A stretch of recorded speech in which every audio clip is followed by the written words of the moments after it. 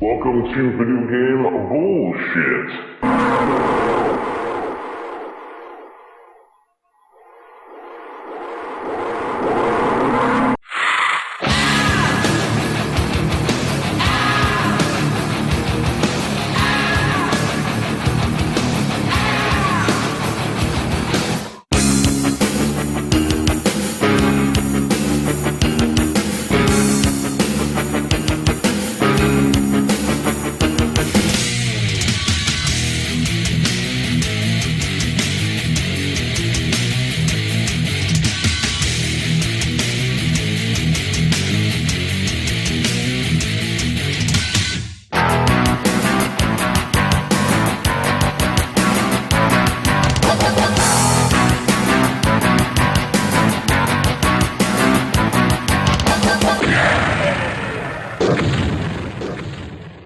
I'm Jeffrey Wittenhagen. I run HagensAlley.wordpress.com. I'm also the Subcon3 on forums like Nintendo Age and Club. I'm a double award-winning published author for Hidden Treasures, a book that's on sale at Lulu.com. It's also on the right side of the page that you're probably listening to the podcast on right now. You can help support us.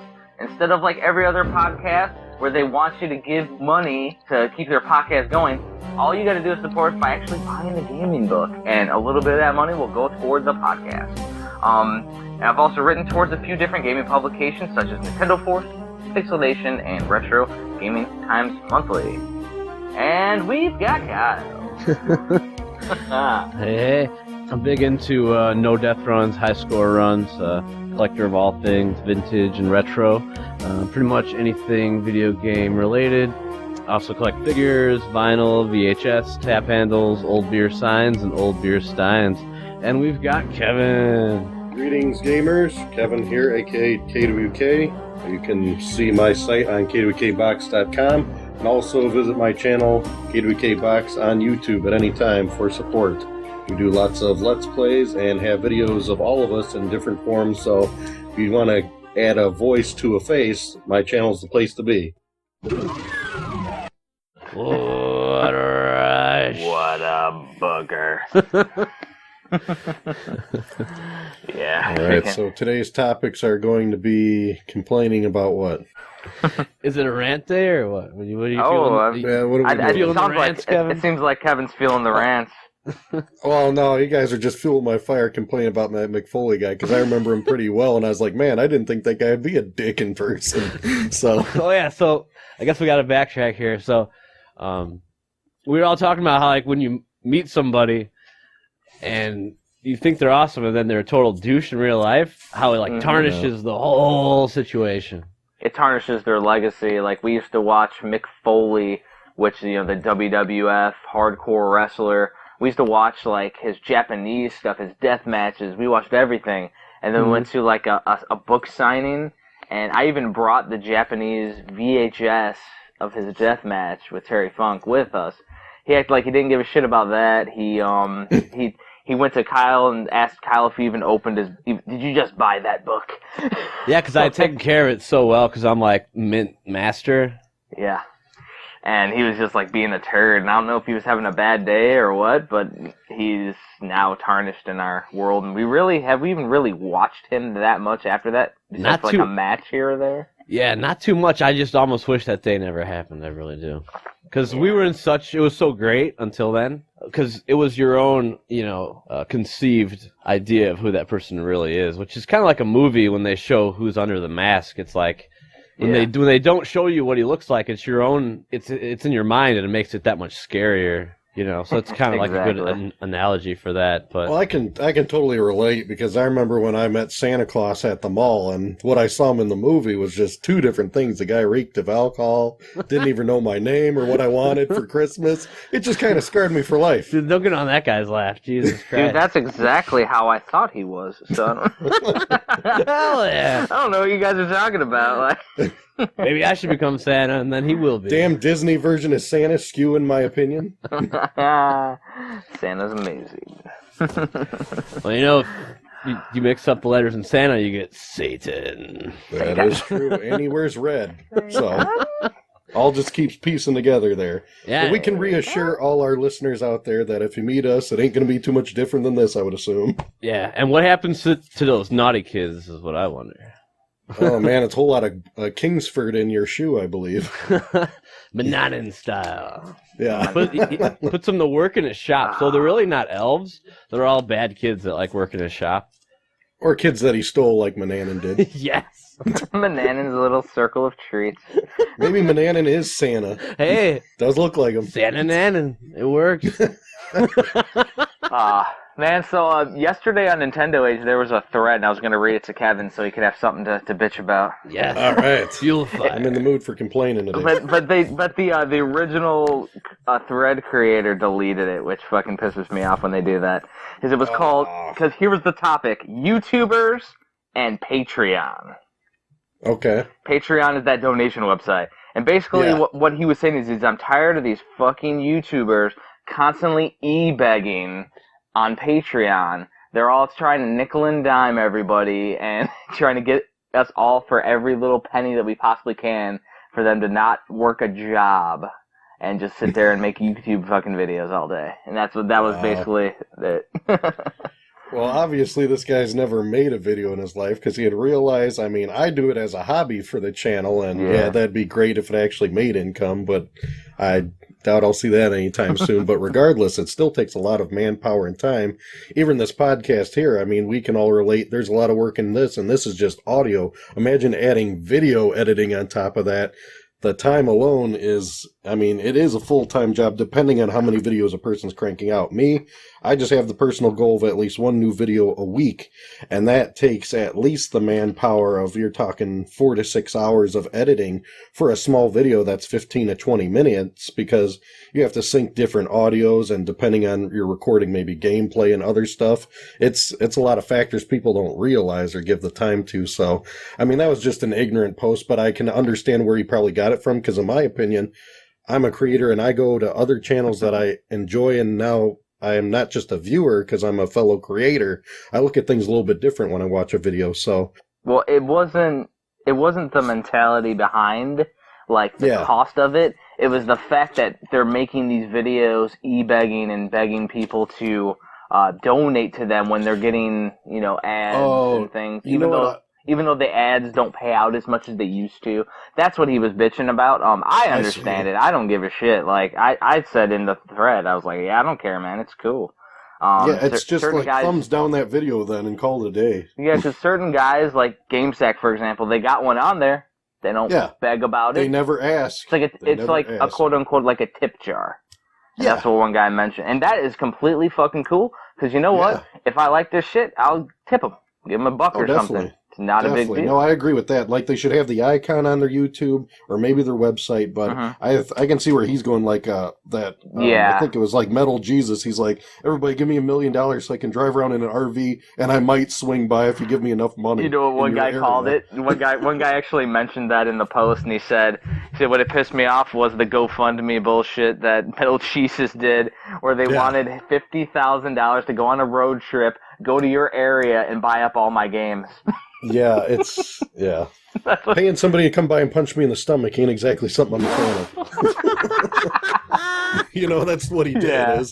That was just stupid what he did. I'm sorry. The funny thing was, though, is that, like, if you go back and if he would have actually explained himself correctly, Metal Jesus, he had a good reason behind it all, but how it came across was exactly like that, and he didn't mean for it to, and just the video that he did was just not done well. Because it was all in the presentation. Think of it this way. If I came by and I wanted to give you like a nice steak dinner, but I gave it to you on a garbage can lid, I mean, you ain't going to eat it then. And that's kind of what he did. He just brought it like crap. Right. It's all about the presentation.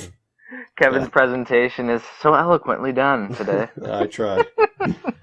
Yeah, because I was reading that yesterday. I didn't even think about writing it down for the podcast, so that was a classic. Yeah. So, there was a bunch of fucking news this week. Do you want to do some news, or do you want to go over the game we were playing this week? Well, let's start with the news. It's always good to start with the news. Yeah. Okay, so one thing that we didn't talk about, there's a game called Yooka-Laylee that's in Kickstarter. and it's at $2.5 million. And we completely overlooked it with all this Castlevania insanity that's been going on. It came out like a week or two before the Castlevania one. It is made by and the spiritual successor to the Banjo-Kazooie series. That's right. That's right. I knew I saw a video on it, and I forgot all about it because of the Castlevania stuff. Yeah, and it's basically like the creators from like Rare that were involved with making Banjo-Kazooie. I don't know how many of them. Aren't you like a bat and an iguana or something? Something like that. Like they're little cartoony, like could be a mascot back in the 90s type of character. Yeah. It looks cool, but the only reason why I didn't back it is because they didn't have a reasonable physical copy. Like if they would have had a physical copy around $60 or 100, even under $100 for like a CIB or something, I would have done it. But they didn't really have any physical copy. It might have been like PC only or something. But it shows right on there that they're doing Xbox 360 and PS4 and Wii U and all that stuff. So I'm like, if they had the opportunity to have a console game, I would back it. But it's just like, all right, so I'm going to get it because it'll probably be download only on those systems. I agree. So I'll just buy it and support them later. But to get me to back that Kickstarter, I want a treat. You know what I mean? Like, that's why I back Kickstarters, is for the treats, for the little Kickstarter exclusives, or, you know, to get early access to the physical copy, or, you know what I mean? But the game itself, it looks exactly like the collectathon that is Banjo-Kazooie, Banjo-Tooie.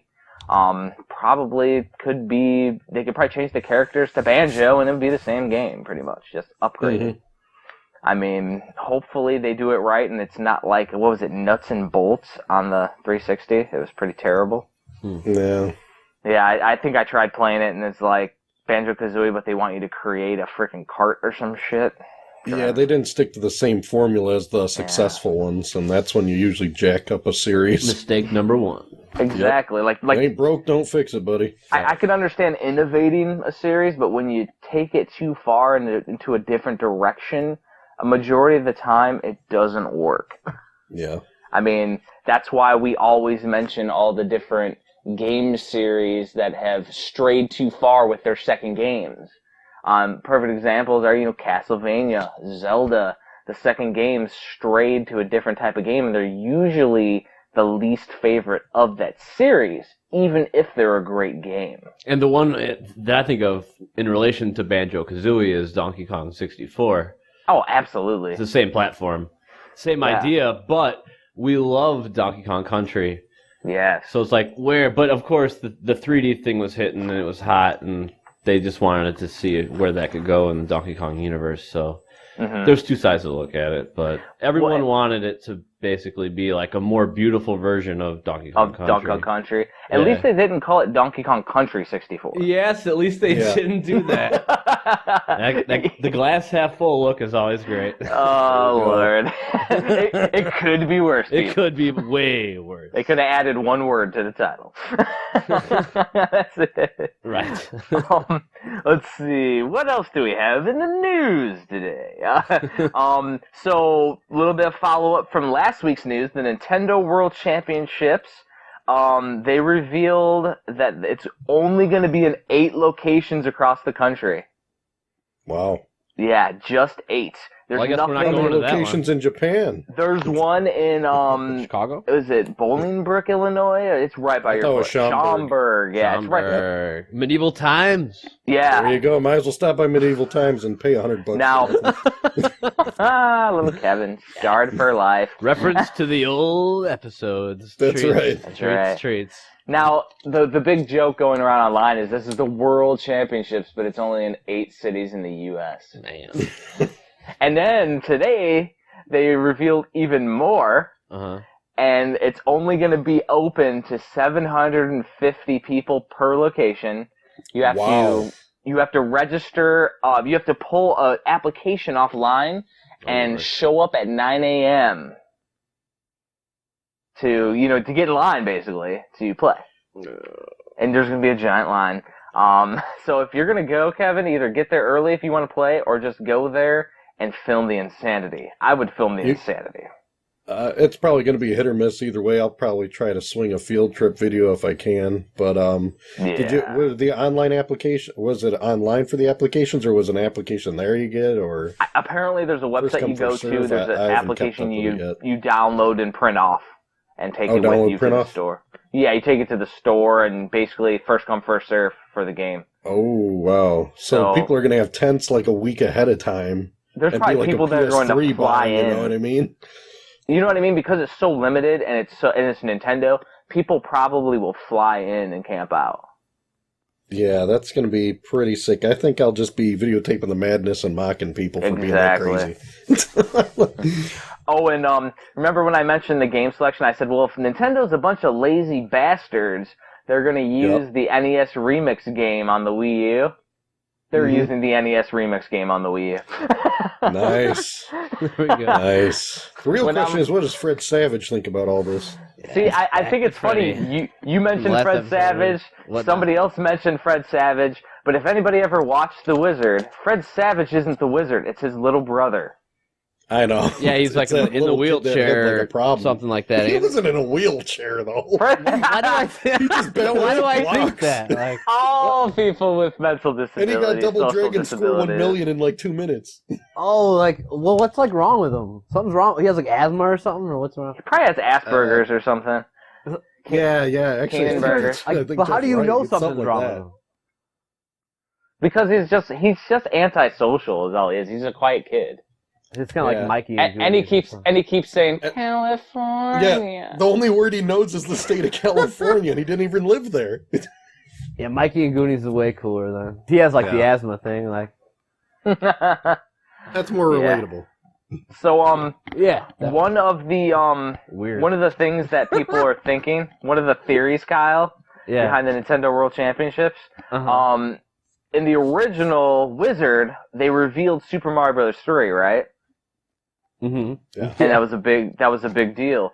Now Miyamoto has said multiple times that there may be a Mario Galaxy. The original Wizard, they revealed Super Mario Bros. 3. Well, one of the theories out there is that because Miyamoto has said multiple times that the Mario Galaxy series is going to continue on the Wii U, that this could be the reveal for Super Mario Galaxy 3. It's like a complete parallel. It's a parallel. So if they do that, that would be pretty cool. Yeah. That would be what need to do. Great. I'm sorry, Mario Galaxy was okay, but I'm sick and tired of that theme. I liked how all the Marios were like a different theme. How are they going to keep sticking to Galaxy? How many Galaxies do we have? 1 and 2? I thought they did it to death since they already did 2 of them. Are they on different systems? I don't keep up with No, they're both on Wii. Basically how it worked was that Mario Galaxy 2 is basically like an expansion pack. It just, they did a lot fucking more with it than they did in the first one, and it ended up being a better game. Yep. Definitely. But, I thought it'd be cool if they'd do like a time travel game for Mario, so you'd play like through the original and then the second one and have to warp between or something. Yeah. Something different. Well, the thing that everybody's really wanting, though, is Mario Sunshine 2. They're like, well, if they're going to do that, why don't they do Mario Sunshine 2? Really? I thought a lot of people hate that one. Personally, I liked it, but I always read online people are complaining about that game. No, I always thought it sounded like wussy, but it's probably, I'm sure it's cool because every Mario game's cool. It's just a little annoying with that stupid water tank talking to you every 5 minutes. No, the thing is that Mario Sunshine is the classic. When it came out, just like the Wind Waker, when it came out, people bitched about it. And Majora's Mask. When it came out, people bitched about it. And now that it's nostalgia time, everybody's like, oh, I love that game. Yeah. Because they grew up with Mario Sunshine. Like, it's a classic. And it's not that bad of a game. I hate the other one worse. What was the other one? Majora's Mask. I hate that one worse. Yeah. Really? I actually didn't mind that one. Again, it's the Mananan shit. Like the How they fucking hate it. Wait a second, Kyle. God forbid give you guys a time limit on something. How'd you play Street Fighter? So Kevin says he likes it, yet he only likes linear games, and this is the least linear. Zelda. I said most of the time I like linear games. I said there are exceptions to RPGs. Oh, Jesus. A linear RPG defeats the purpose of an RPG. I'm sorry. Kevin I only like likes linear Doom. Linear platformers, not RPGs. Speaking of platformers, are there any good ones for 64? Like, I'm trying to think. Like, okay, like so a, you have a one 2D shmup, platformer. one shmup, and that's no, not 3D. I'm talking like side A 2D scroller. that's why I said 2D like platformer. awesome. You want shmups? Play your Sega Saturn. You or only your have one, Dream- and that's Star Soldier. Yeah. Whatever. I don't know. I can't remember the whole name of it on 64. But Star Soldier, Vanishing Earth, I think it is. Yeah, Maybe. but that's the only shmup because like Star Fox is like more of like a Star Wars like 3D. It's a rail arcade fighter thing. kind of. And Sin and Punishment's a 3D rail based. Now, like, what kind of like Sin and Punishment. side scroller? You know, like Jaguar has it has Bubsy, which is horrible. Well, what's the other game that's worth a ton? That's I like one of the best side scrollers. What is it? Rayman. Yeah, Rayman. Does it have any like of those on 64 like at all? The only one that I can Yoshi think one. of is besides for Yoshi's Story is 2D. But the one but that one's kind of still 3D. The one I'm thinking of though is it's called Mischief Makers, and it's a little bit of like almost looks like clay. It's like greenish, like the theme of the first level. There's a lot of green in it. I think the character has green hair, even some chick, like a little mech suit looking or armor looking thing. I haven't really even played it. I could be wrong. It could be completely 3D, but from what I remember, I thought it was a pretty shitty controlled 2D platformer. Yeah, another crappy 2D platformer is Batman Beyond in N64. I remember that one. Yeah. Man, and they have like no good RPGs. You have Quest 64. So 64 has no good shmups, No good RPGs. no good platformers, and no good RPGs. Well, Zeldas are considered RPGs, I'd think. No, that's No. like more of a action Action. RPGs. Action art. Well, it's still in the Turn-based, genre, I'd turn-based, say. like turn-based Yeah. battle system. When we're talking about equipping RPGs, weapons. What about Ogre menus Battle? and- Isn't that kind of like that? I don't know. Is it it's tactical. Ogre Battle? Ogre Battle's tactical game.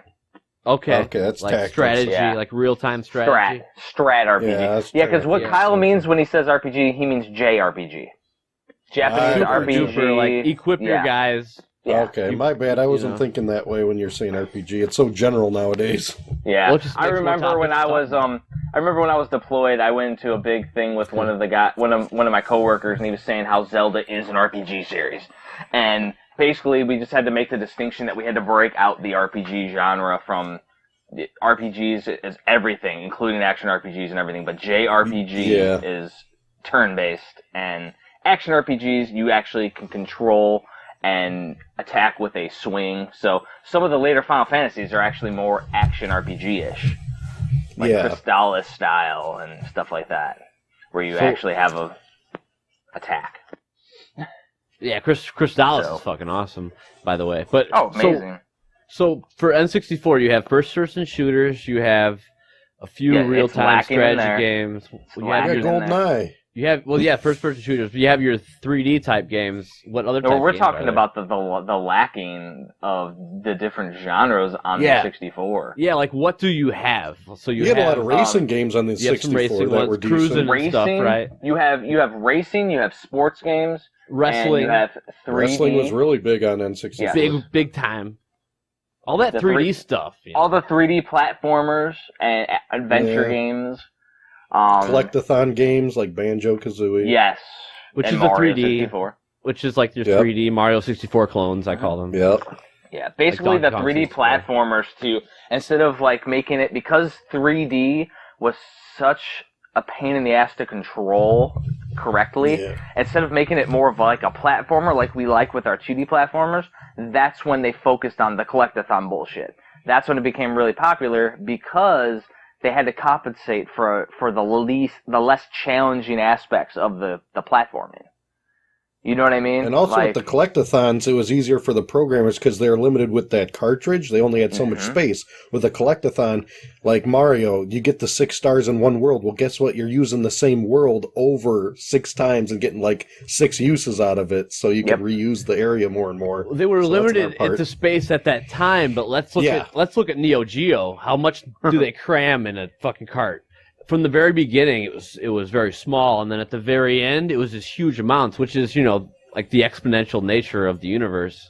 Yeah. It's just how it works. It's a nature. That's because law of physics. That's because SNK's smart and they stayed with sprites and artwork, and that's why it ages beautifully now, and that's why they cram a bunch of shit, because basically you're seeing it's like almost a classic like view pseudo of it, you know what I mean? 16-bit. You're seeing like 16-bit on a 32-bit console, but they can make gigantic fucking games. It's amazing. Right, and so that shows if they would have programmed for 64 and GameCube, both of those are completely underutilized, like programming wise. I think if they would have programmed for those a little bit more and for a few more years, you could have seen some super masterpieces. You know what's ironic about GameCube? I never really thought Kyle? about it until now, but I think that's true. What's that? The irony of the GameCube is they had the stigma of the 64, where in 64 they pissed off all the third-party publishers because they still stayed with cartridge when everybody wanted to expand to discs to have bigger games. So the GameCube was the most powerful system of that generation. It was more powerful than the PS2. It was more powerful than the Xbox. But nobody was publishing on it because they were still pissed off at Nintendo for all of the ways that they've been handling shit. So they had that stigma. So they got back, Square making a couple Final Fantasy games. They made, Crystal Chronicles on it, I think it was. And they started to build back relationships. But to me, it was like too little too late. I mean, at least with the GameCube, you got some shoot-em-ups with Chaos Field and Ikaruga and stuff. More shmups, though. I mean, that's what it's the same. It's kind of like a bigger version of the 64. You had like all these shmups, and good variety. But I don't know. It's just I feel like those two systems could have had the potential because you even needed like an expansion pack for 64 too, which what Kevin was saying, which shows how limited at that point they just couldn't figure it out. It's weird. For Perfect Dark and what's the other one? That Star Wars Donkey Kong Rogue 64 Squadron actually. Oh, that one too. Yeah. Rogue Squadron too. Yeah, I think it was a Star Wars one. Okay. Yeah, I don't know any other ones. Rogue Squadron. I'm sure there's more. It's just funny. It's like, hey, buy my system, and we didn't plan very well, so buy an add-on so then it works for all the library. That's kind of BS. It's bad business. It's it's very bad. It's like changing the price of something you're offering after they've agreed. Yeah. Because okay, so I just paid, so I should be able to play every game in the library. No, sorry, you can't. Yeah, I think they should have mailed out those expansion packs to everybody and said sorry. Yeah, like the car recalls. Yep. I'm trying to think how I got my expansion pack because I think it came with a game. Yeah, I got mine with a game. Mine was for Donkey Kong 64. I think it was with Perfect Dark actually. Yeah. Mine might have been Perfect Dark because I didn't have Donkey Kong 64 till later. Well, I didn't have it either. Me getting Donkey Kong 64 was a huge mistake and a waste of money because I wish I would have got Perfect Dark. So I didn't play it at all. I played it for 15 minutes and was like, at that time, it just wasn't what I was wanting to play. Actually, after I got Mario 64 and I beat it, I was done with all those games because none of them were as good as that one. So I play them a little bit. I'm like, no, I'll just go back to GoldenEye. I suck at those games. That's my thing. Mario 64 is you watch me play that sober. It's like a fucking joke. I'm terrible. I know what I'm recording next week. Yeah, when he's flying, you know how you can fly at this one point or whatever? I over push everything and I can't even get him to go straight. He's just going up and down. You should have me play that because for some reason that's my Achilles heel game. It's his kryptonite. A game that I just suck balls at, no matter how much I try. That still haven't broken that. We can still smoke Ninja Gaiden, so yeah. Oh fuck yeah, bro! Hell yeah! have him play Mario Kart Wii with the Wiimote to steer. Oh boy! yeah, that's kind of the same terrible thing. Because we had me, Kyle, and Andrea fucking playing that shit, and we were all running into walls, all three of us. Yeah, it's pretty sensitive when you use the motion stuff. I always because I'm so used to crushing the NES controller. Yeah. When I'm playing, my hands are it's just super, the whole time I'm just extreme. That's well, the irony with that game though, Kyle, is I found out is that we were all using Motion Plus controllers on the Wii, and you're supposed to use the original Wiimotes on Mario Kart Wii, because the Motion Plus one's actually over. So we were really, like, sensitive. It was really bad. That's hilarious. It's like train wreck I didn't even time. know that. It's like the worst thing that you... I didn't know that till I was like, man, why the hell are we sucking at this? So I started looking it up, and somebody was saying that they use the Motion Pluses, and we even had, like, Chinese Motion Pluses or something, like cheap ones, so it was even worse. Yeah, because someone would figure it out, and it wouldn't be me. And that's the other proof of, like, it's not in my house, so, like, I can never get really good at it.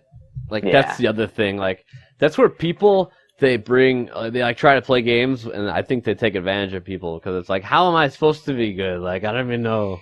Like, especially when I'm used to, like, I'm used to, like, Atari 2600, ColecoVision, NES, like, 2 or 3 buttons. Stu gives me, like, just saying, like, hypothetically, like, a GameCube controller and expects me to know, like, every little button. I'm like, what? Like, okay. Come on, Grandpa. All you can do is 2 buttons. It's just crazy, and it kind of shows, like, the new generation, too, they're just up with it. But the funny thing is, you give them all these buttons, and I still say the NES library is way more difficult than any of the games with those more buttons. Oh, and it's difficult for a lot of different reasons. It's difficult because of bad programming. The skill. Yeah, but for you to overcome that bad of programming and still beat a game's more braggable than a game that's saving every 2 seconds, and then you get to retry it with infinite lives all the time. What just blew my mind was the colossal library of the NES. Like, even it still does. When I was a kid, it was just like, Jesus, like, and it's kind of like when you go to a flea market or something, you find an NES game, and for like a long time, I would find one that I'd never seen before. Oh yeah, and that's what was so cool about it, because usually unlicensed. Because when it's not like, I don't know, when I find Super Nintendo, even it's like more. Always the same deal, but NES, there was always some random outlier. I think because Super Nintendo, too, they had a lot of those sports games, and just a lot of stuff that's like, like, I don't know. But it still had a big library. Super Nintendo's about 700, I think, at least. Yeah, it does a lot to it. Kyle? I would say the next system that's going to feel like that for me, and maybe even for you, is the PlayStation 2. Because there was like maybe over 1,000 games or more released, and I constantly will see shit that looks cool as fuck from the box art that I'd never even heard of. Yeah, and PlayStation 2 is a whole nother beautiful thing. Like, that, I was thinking, like, that's probably... I have that feeling more for PlayStation 1. That thing had an insane amount of library of, like, any bozo could make a game. That's the beauty of it. PlayStation 2 is backwards compatible. And the issue with PlayStation 1, though, is that amazing. The PS1 also was heavily relying on the 3D graphics, and it looks like shit now. Because a lot of developers have all the jaggy, blocky 3D garbage. Or the I actually try to look for 2D games on PlayStation, then they usually look pretty good if you can find them. Well, that's the thing. Like, any game from those generations that they try to take an artsy perspective, it holds up really well. Yeah. A perfect example is Einhander on the PS1. It has some 3D aspects, but they took an art perspective to it, and it looks awesome. Yeah, it ages better. Yes, and it still looks great to this day. And so anything that they took like an artsy perspective, it tends to hold up a lot better than some of the freaking garbage. Bubsy 3D. Yes. Well, and the whole thing is, okay, so the PlayStation 2 can play all those games for the most part. I don't know if there's like 1 or 2 that it can't. There's usually some problem. Maybe like a light gun game or something. Some problem game. There's always some. Yeah, I don't know though. And then it has the SNK collection. Yeah. Which is like nothing. You probably have $15 or $20 for a brand new one. And that plays like a ton of Neo Geo games, so you essentially have a Neo Geo there. And then you have all the old arcade collections, the Taito collections, Midway, all that. There's a bunch of them, and the pinball collections. The pinball collections, the Gottlieb and the Williams collection, Capcom classics. Yes, Capcom classics, and then all the games. That are PS2 games. So that's where I think, to me, PS2 is like the Titan, because you basically the library and there's a Genesis collection too. Yes, and the graphics got a little bit better, so it's a lot more tolerable nowadays when you're viewing it on the screen. It doesn't. It's smoother. It's not as squared off and shit. Just enough too. I mean, because now the games look freaking ridiculous, but right there it's still good. Vice City is a good example because it really holds up, like the car models and just the way that you move and stuff. It still holds up to this day. I think the lowest system I can tolerate that 3D crap is probably Dreamcast. Anything pre-Dreamcast is pretty rough. Dreamcast, huh? Like Virtua Fighter. I remember Jeff Nick. He sold all his shit to get a 32X, and he got Virtua Fighter, and he was like so pissed. Oh, because like it's just like this is it. Like this is what I fucking. Spent all my money for. Hey, I cashed out everything for Doom. Well, not everything, but a few NES games and Sega games for Doom and a 32X. And that's not a happy ending. And you worked that whole summer digging fucking holes for the piss stain for a yellow SNES. Super Nintendo. Fucking assholes. Yeah. Hell yeah. So speaking of niche console libraries. Yeah. There's another piece of news. We've talked about it before, but it needs to be mentioned again, of course. The Retro VGS game console should be going to Kickstarter within the next month or two. They're going to have cartridge-based retro gaming for new games. So like Shovel Knight, they're going to have a cartridge for it. This is the game console that they took the shell from and all Jaguar. the different pressing from the Jaguar. If you've seen any pictures of a Jaguar with like a blue button or something, that's it.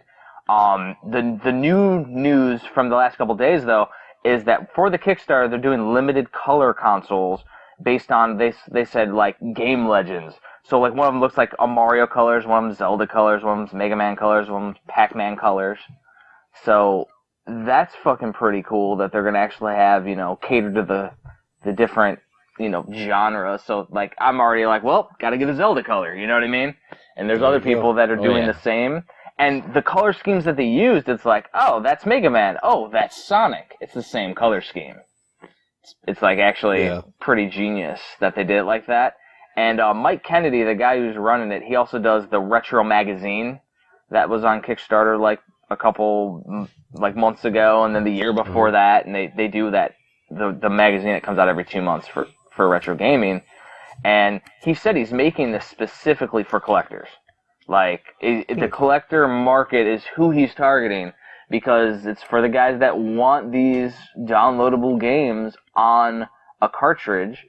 And he also says he's going to make it easy to program for, so that way homebrew developers will be able to release games on it and, make money. Cool. So like someone like, Rob, from, like we've had him on the podcast, and he makes NES games. The one thing I mentioned when Mike Kennedy said that he was going to do this, I sent it on Facebook or something. I was like, how is it going to be to transfer from NES to the Retro VGS? And he was saying that he's going to try to make it pretty easy for everybody to do. So if he can do that, man, that would be freaking awesome. Because he's going to have ways to, like Nintendo style, to distribute cartridges as well. I just hope that they don't use the fucking style from the cartridge style from the Jaguar, that ugly ass freaking thing on the top. Hopefully they change the style. But the thing is though, I'm looking forward to the Retro VGS. I'll probably support it as long as it's not like $1,000 or something. Because I'm definitely not going to be able to afford it if it's ridiculous. Well, you already put your $1,000 on Metal Jesus to drive in his RV, so you can only spend on so much. It said that I could be the big spoon for that one. That's right. Cuddle with me in bed. Mm-hmm. That was actually my gift to Jeff. He said he'd smuggle me in the trunk if I paid for it. So I'm going. Yeah. I'm going with Metal Jesus. Well, dude. So there was another console actually showed off this last week too. Apparently, this Chinese company called Game Freak has a prototype console that they showed up. It is basically it's called the Game Freak video game console, Everything's going to be upscaled to HD, just like the Retron 5, basically. The only difference is, number one, there's no NES slot, which is really weird, but it has a PC Engine slot. Oh, weird. There we go. So you can play PC Engine, TurboGrafx, and Super Graphics games in it.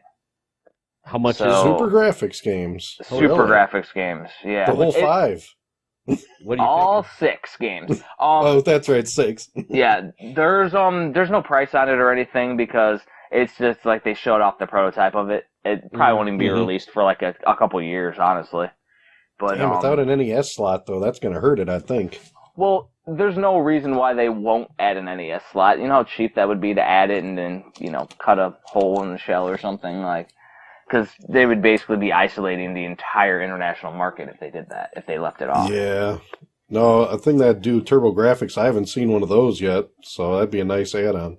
Well, the thing is that a Super Graphics, it runs you over 100, right, Kyle?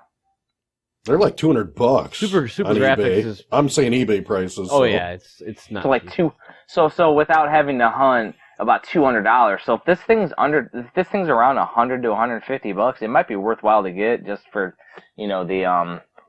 the convenience of having Super Graphics. Now, how's it going to connect? Did they say the AV ports on it? It's gonna be HDMI out. Okay. And probably AV. I don't know why they wouldn't put AV on it, because if they didn't, put an it would old school kinda one on for isolate a lot of CRT. people. Yeah. Yeah. Really, my like, thing is, even I used to be able to grab Core Graphics, like you could snipe them off eBay. But the thing with the Core Graphics was you would also have to get like the AV connection, which is actually like surprisingly expensive. It's kind of like the AC adapter for the Intellivision's like more than the actual system. Yeah. it is. And Because it's some weird ass kind of voltage that isn't normal anywhere. Yeah, No. you can't get one of those universal adapter deals. No, it doesn't work. I've tried it. And the thing Works is, for though, Neo with Geo, though. these crazy aftermarket bullshit clone consoles, though, like, Yeah. I'm really, like, anybody who's even thinking about getting this Game Freak console, just like the Retron 5, do not fucking pre-order this thing. If you pre-order Oh, this hell thing, no. man, you're going to be guinea pigging and beta testing and Yep. all that bullshit. And I agree. basically, what you want to wait for is people to start reviewing it, because you're going to have the fucking YouTubers that are going to want to get the first hits for the first review Yep. and all that bullshit. Let them do it. Let them go through the pain, because my thing is, if there's any lag at all, I don't really want to deal with it. No, I And don't you know blame you. how I test lag is NES, Double Dragon 2. If I can do 20 knees in a row, we're good. Like, Yeah, that's the best way to do it. And yeah. oh yeah, I just wanted to also throw in. So the thing is, like, you're probably gonna pay about $100, maybe more now, for just a PC Engine that reads cards. Yeah, those you are. crazy. So That's that's the insane. thing. Like Jeff was saying, then you have the Super Graphics. So it depends. But this could be really awesome. Well, It's got the it's just potential, but only time will tell. basically it's the Yeah, Retron 6. It's the Retron 6 basically. And the Yeah. only thing it doesn't have is an NES slot, which, I mean, technically you could mitigate that by having the Famicom 2 NES converter. You know what I mean? Like, because they have the opposite, so you can play NES games on a Famicom.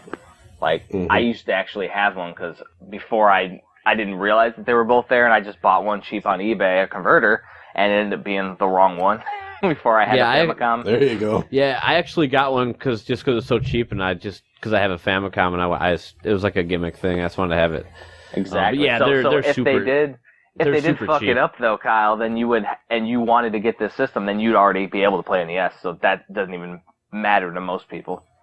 Yeah, and it's Yep. super cheap for those compared to the Famicom to NES converter. That's like way different because Yep. because there's a need The for pins. it.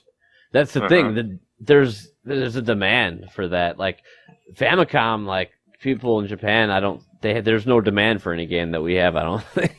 No, definitely not. So that's why it's No. like, who cares about their converter? Yeah. I just got both of them because I found them cheap, and I figured, they'll come in handy one day. Yeah, we're like, oh, you can play Banana Prince, and you can do Splatterhouse, and there's just so many things. Like, I gotta have it. I need Yep. it. I need it now. Like, totally. Now! Now! I need this now! Get to the trap! Now! Do it! I'm a cop, you idiot. Kindergarten cop, hell yeah. Kindergartners. Oh, lordy. Let's see here. We got one more piece of major news, and then we'll, take a little bit of a breaky break. All right. So there was a new episode of Game Center CX, and it was for Mario's 30th anniversary. So basically, Areno, he plays games, of course, and it has a challenge. He had to beat level 1-1 of Super Mario Brothers with a GameCube dance pad. That's gotta be hilarious. Interesting. Yeah, and it was at like a gaming convention. So basically, he had like a panel at a gaming convention. He played it, and then he had some kind of crazy Japanese dude who was like a pro at it, apparently. The guy's name was PP. He kept saying PP, PP, Nice. like the whole time. It was like I thought that was a Mexican restaurant. PP's. Yes. Kevin the those comedian. burritos, get those flautas and those chimichangas. Woo. That's right. Chimichangas. But the main event, though, is actually Areno had levels made in the new Mario Maker game. That game isn't even coming out till September, and this was like the first unveiling of the game. So he made a bunch of like evil-ass levels for like people to play. And this was basically him getting his revenge on that PP dude for making him play 1-1 of Mario on the GameCube. PP dude. PP dude. It's great. I can just see it too, like, you fucker. Arena's great like that, dude. You don't give a fuck. Dude, this game, though, looks freaking awesome. There was, like he hit a block, and then, like, the fire flower came out and started flying. Like, wow. You could grab it. It looked like Mario 1. So it's Mario 1 graphics. I guess in the game, though, you can choose if you want Mario 1 graphics, Mario 3 graphics, Mario World graphics, or the new Super Mario Brothers graphics. So, like, you can change it on the fly. You can create your own levels. It's meant to create your own levels on the Wii U gamepad. So like, Areno created his levels. He was strategically placing items and stuff, so basically, like, you would hit, like, a mushroom, and it would, like, hit jumping platforms, and it would, like, bounce around, or the star would go and hit and bounce all around like perfectly on platforms, and then you could try to grab it as you're like platforming in the air and shit. And it's really, really fucking cool. There was Goombas that swim in this one. Cannons were shooting out coins. The second level that they did, there was a different guy that came out. It was like the guy who ran the convention, and basically it was an underwater level. And Areno set like a bunch of like arrows to show the guy where to go. And as evil as Areno is, he pointed like going down, like, like he would go down to continue the level. And it was like it was a pit, and the guy died. And Areno was laughing. He was like, "Yeah, evil!" And it was hilarious. Now, how did the Goombas swim though? Like, they made like a little animation, and the little Goomba's like swimming towards them. Like, it was hilarious. Like, with his, how does he have hands though? Like, how does he doesn't. He's using his little feet to swim. He uses them. So he has to like keep above the water, like, poor bastard. Yeah, it was. That's gotta hilarious. be great. I guess if you were like one of the winged Goombas, you could use your wings, but yeah, they could. Got something to work with. Yeah. But yeah, they and the thing is that there's certain characters that were in Mario 3 or Mario World or the new one, and what they've done is they've downscaled some of those for the original Mario and upscaled some of the original shit for the new stuff. So there's like unique stuff to this game. I guess you can like share them online too or something. That'll be a thing, so you can like download people's levels and make the game go on forever. The cool thing was, though, with this challenge, the third player was actually Miyamoto. Came out. Nice. The creator of Mario came out. Oh, shit. Yeah. First thing he was, though, like, he's like, well, how do you like my levels? And Miyamoto's like, they're terrible. Awesome. He said Mario levels are supposed to be fun. And he said yours were made with evil intent. Oh god, but it, like in the Miyamoto level, they had trampolines, like the little trampolines that you bounce on, and like usually like the third level of like a Mario 1, like Mario 1, 3. Oh or, yeah, yeah. The little like spring jack deals. Yeah, he had Spring like jack is actually what's he called. had Yeah. he had the trampolines bouncing on trampolines, and you had to like bounce off the wow. bounced one to get up into the air and shit. The thing that I thought was cool, and I think they're gonna keep this, is that in order for you to save and publish a level, you have to be able to beat it. So if you Really? can't beat the level, you can't just make some evil ass level that you can't beat. Or maybe it's in order to share it or something. You have to be able to beat it. So that's pretty cool. So the irony is that like Miyamoto couldn't beat the level, and he was like embarrassed. And he's like, well, Fuck yeah. Reno has to play it now, and Reno actually played it and beat it. Hell First yeah. time. Reno. It was his. It was his level. You know what I mean? It was his level. It was great. Mm-hmm. He was like, That "Oh, shows look at you, the though. secrets." That shows you when it's yours, it's so easy because it's your head. Like Exactly. that's the thing, and yeah, and some games that are hard to us programmers like what? That's as easy, like because his head's just in that way. Well, and like when you develop something, you test it over and over and over again to the point where it's second nature for you at that point. Yeah, getting better and better and better. I can imagine Rob playing the Rise of Amundus. Like Oh, it has man. to be easy for him now. And I actually finally beat that bastard last weekend, and it was like barely by the skin of my ass hairs, and it took me forever. And it's pretty easy for him because he's played it so much now. He knows all the intricacies. He knows by pixel. You know what I mean? That's why I would need playtesters because it would be hard for me to differentiate Yes. what's easy and what's hard for others when I'm at that point. Yeah. You know, because you're so good. It's like, Exactly. well, what's hard then for these people? Because you can't like relate because you're so good. You know, it's 'cause the same so easy thing when to- when you write, you have to have somebody proofread because Yeah. when you're writing it, you get in the zone, and even when you read it again, you don't catch the mistakes. Yeah, and I think a lot of the NES games, like Sky Shark, Mhm. like freaking fast, crazy shit. Like I think those things were almost taken to an extreme. Like they were just sitting there over and over again, and maybe they lost concept of like maybe this game's like a little too crazy. If someone just rents it and puts it in, they're like, I remember when I did, I was like, holy fuck, Yeah. you know. And it's kind of like what Kevin was saying. Like the NES games are like super hard. Yeah, some Yeah. of them are just like it shows you though that like play testing is definitely essential with games. Yeah. And I mean, anytime anybody makes a newer game, like if they don't use beta testers, you can tell.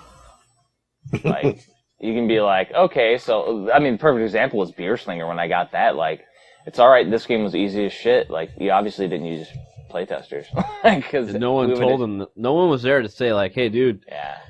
this is not like that good." And then of course and then of course we say like, oh hey man, like this should just keep going so you can get a score. And his response was, oh well, I made it this way. That was his justification instead of being like, oh I just didn't test it and sorry. Yeah, and I just thought like me and Jeff, like our whole life, we've always been like real with each other, and Yeah. sometimes it's sometimes if at first you get a little butthurt, but in the end it's like you're glad that you saw maybe I can make a change here. Me and Kyle are And it stubborn kind of hurts your bastards. pride at first, but then you realize in the end, like that's why it's better to be like honest with people. Yeah, Because- because more quality in the end. And yeah, and you're just gonna lead them down this like path anyway that they're gonna think that they're like perfect, and it's like we all can use tune-ups and shit. That's right. And that's where that kind of comes in. Someone needed to tell that programmer like, yeah, dude, it's not worth fucking 50 fucking bucks. Yeah, exactly. I think now though, He's selling them for like 20 or 30 or something. So I think the ones that were 50 were limited editions. is what Okay. I'm thinking. So I mean, Even that though, fucking and in that aspect though, limited edition, the collector community, they'll eat that shit up. So Oh, I could see making those $200 and it'd be fine. Yeah. But the thing is yeah. though, is I still would have Promise. wanted a better game. I mean, Well, that's just, I mean, ultimately, even 20 or 30 bucks is, to me, I could buy a lot, yeah. and I could buy a lot of different shit and a lot of better shit. So You that's know what kind the of the irony thing too. was? he also did that blow 'em out birthday game, right? I was tempted because he said, "Oh, I have extra blow 'em out CIB for $25." I was thinking about like getting you guys one for your birthday, and I'm like, no, I don't want to punish you guys. Like that was the thing, like, because it's like $20 shipped. I was like, dude, that's nothing for CIB. And then I'm like, no. I was going to, but then I felt like I was like, no, I don't think that would be cool. Like, funny as shit. Well, I would say we're at about an hour, so we should probably pause here. Okay. Yeah, we're almost at an hour. So Sweet.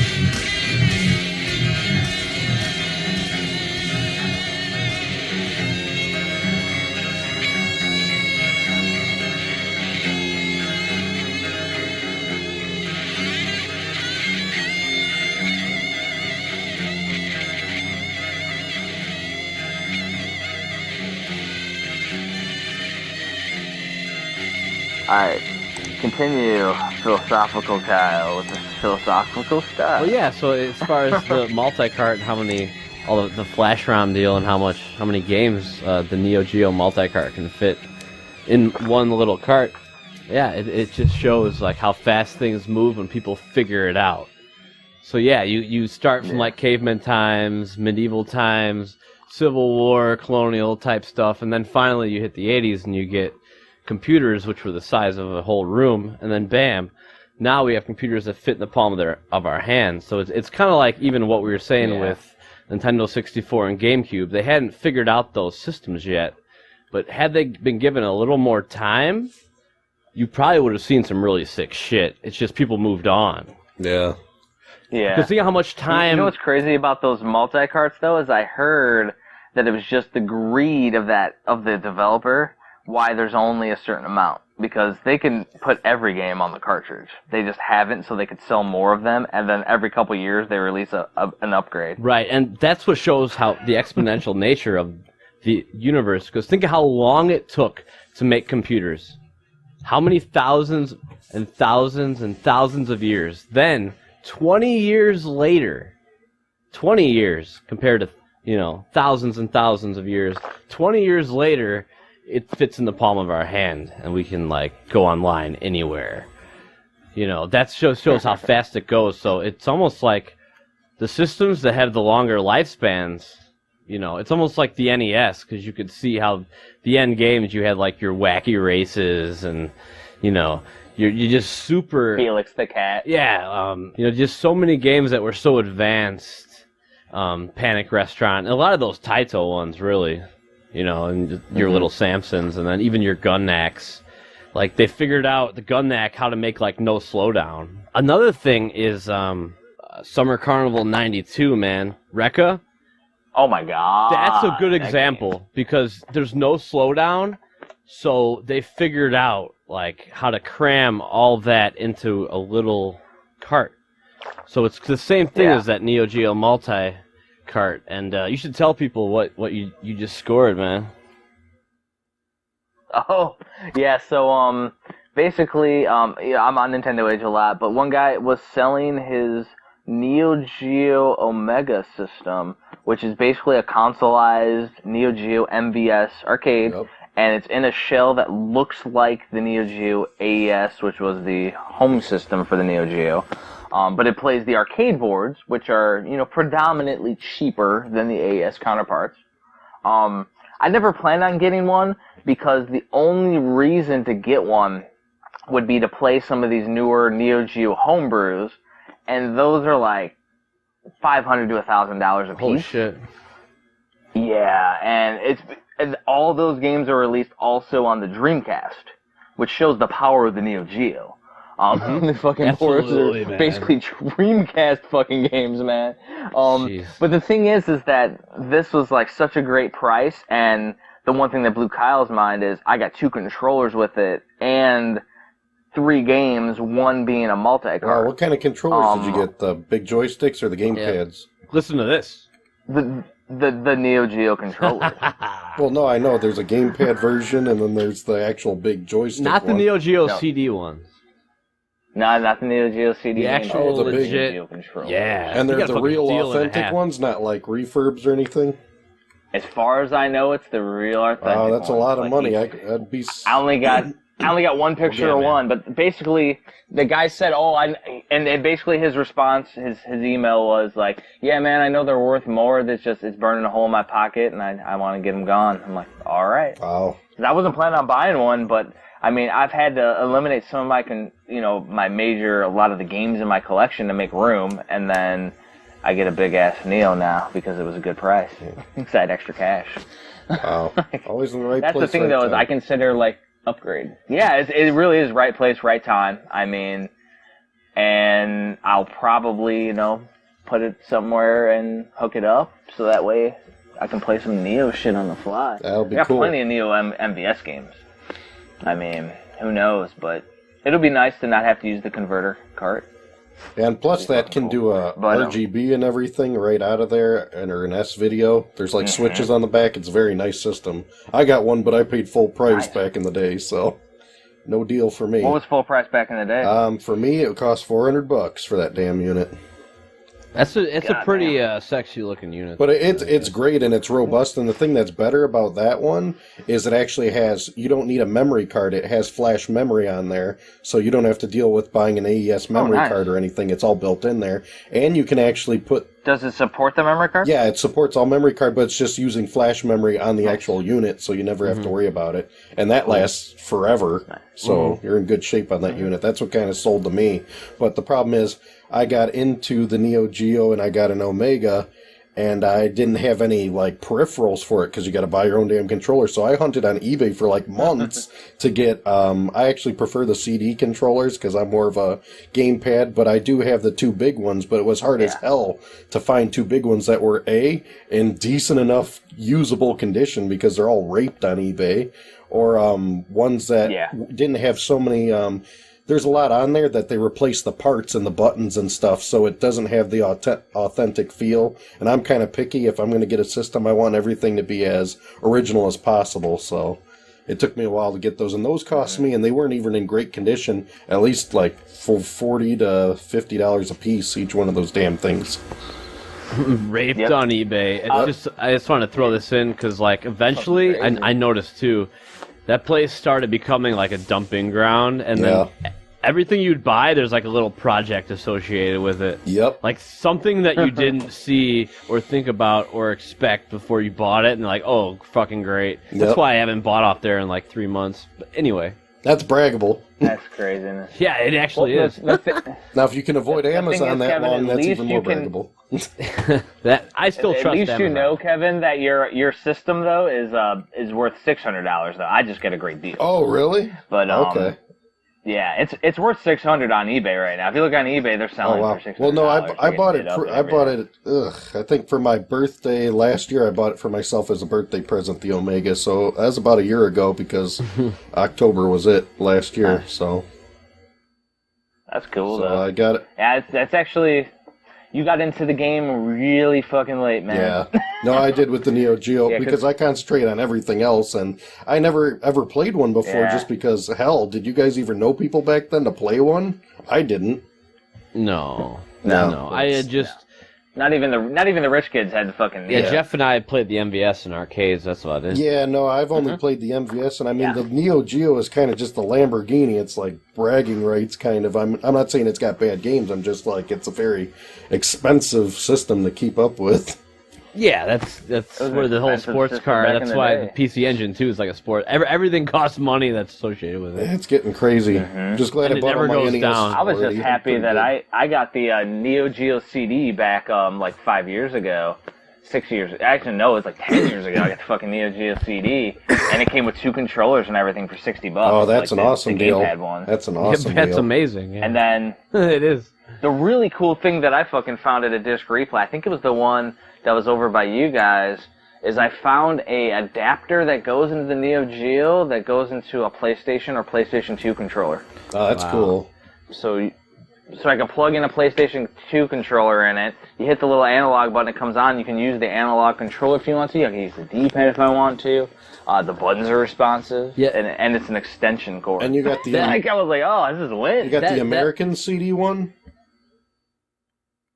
Yes. Okay. Yes, I had the American CD. I lucked out. I found actually on Craigslist because I got that Omega, and then I was studying about the Neo Geo, and then I started hunting for a CD-Z unit.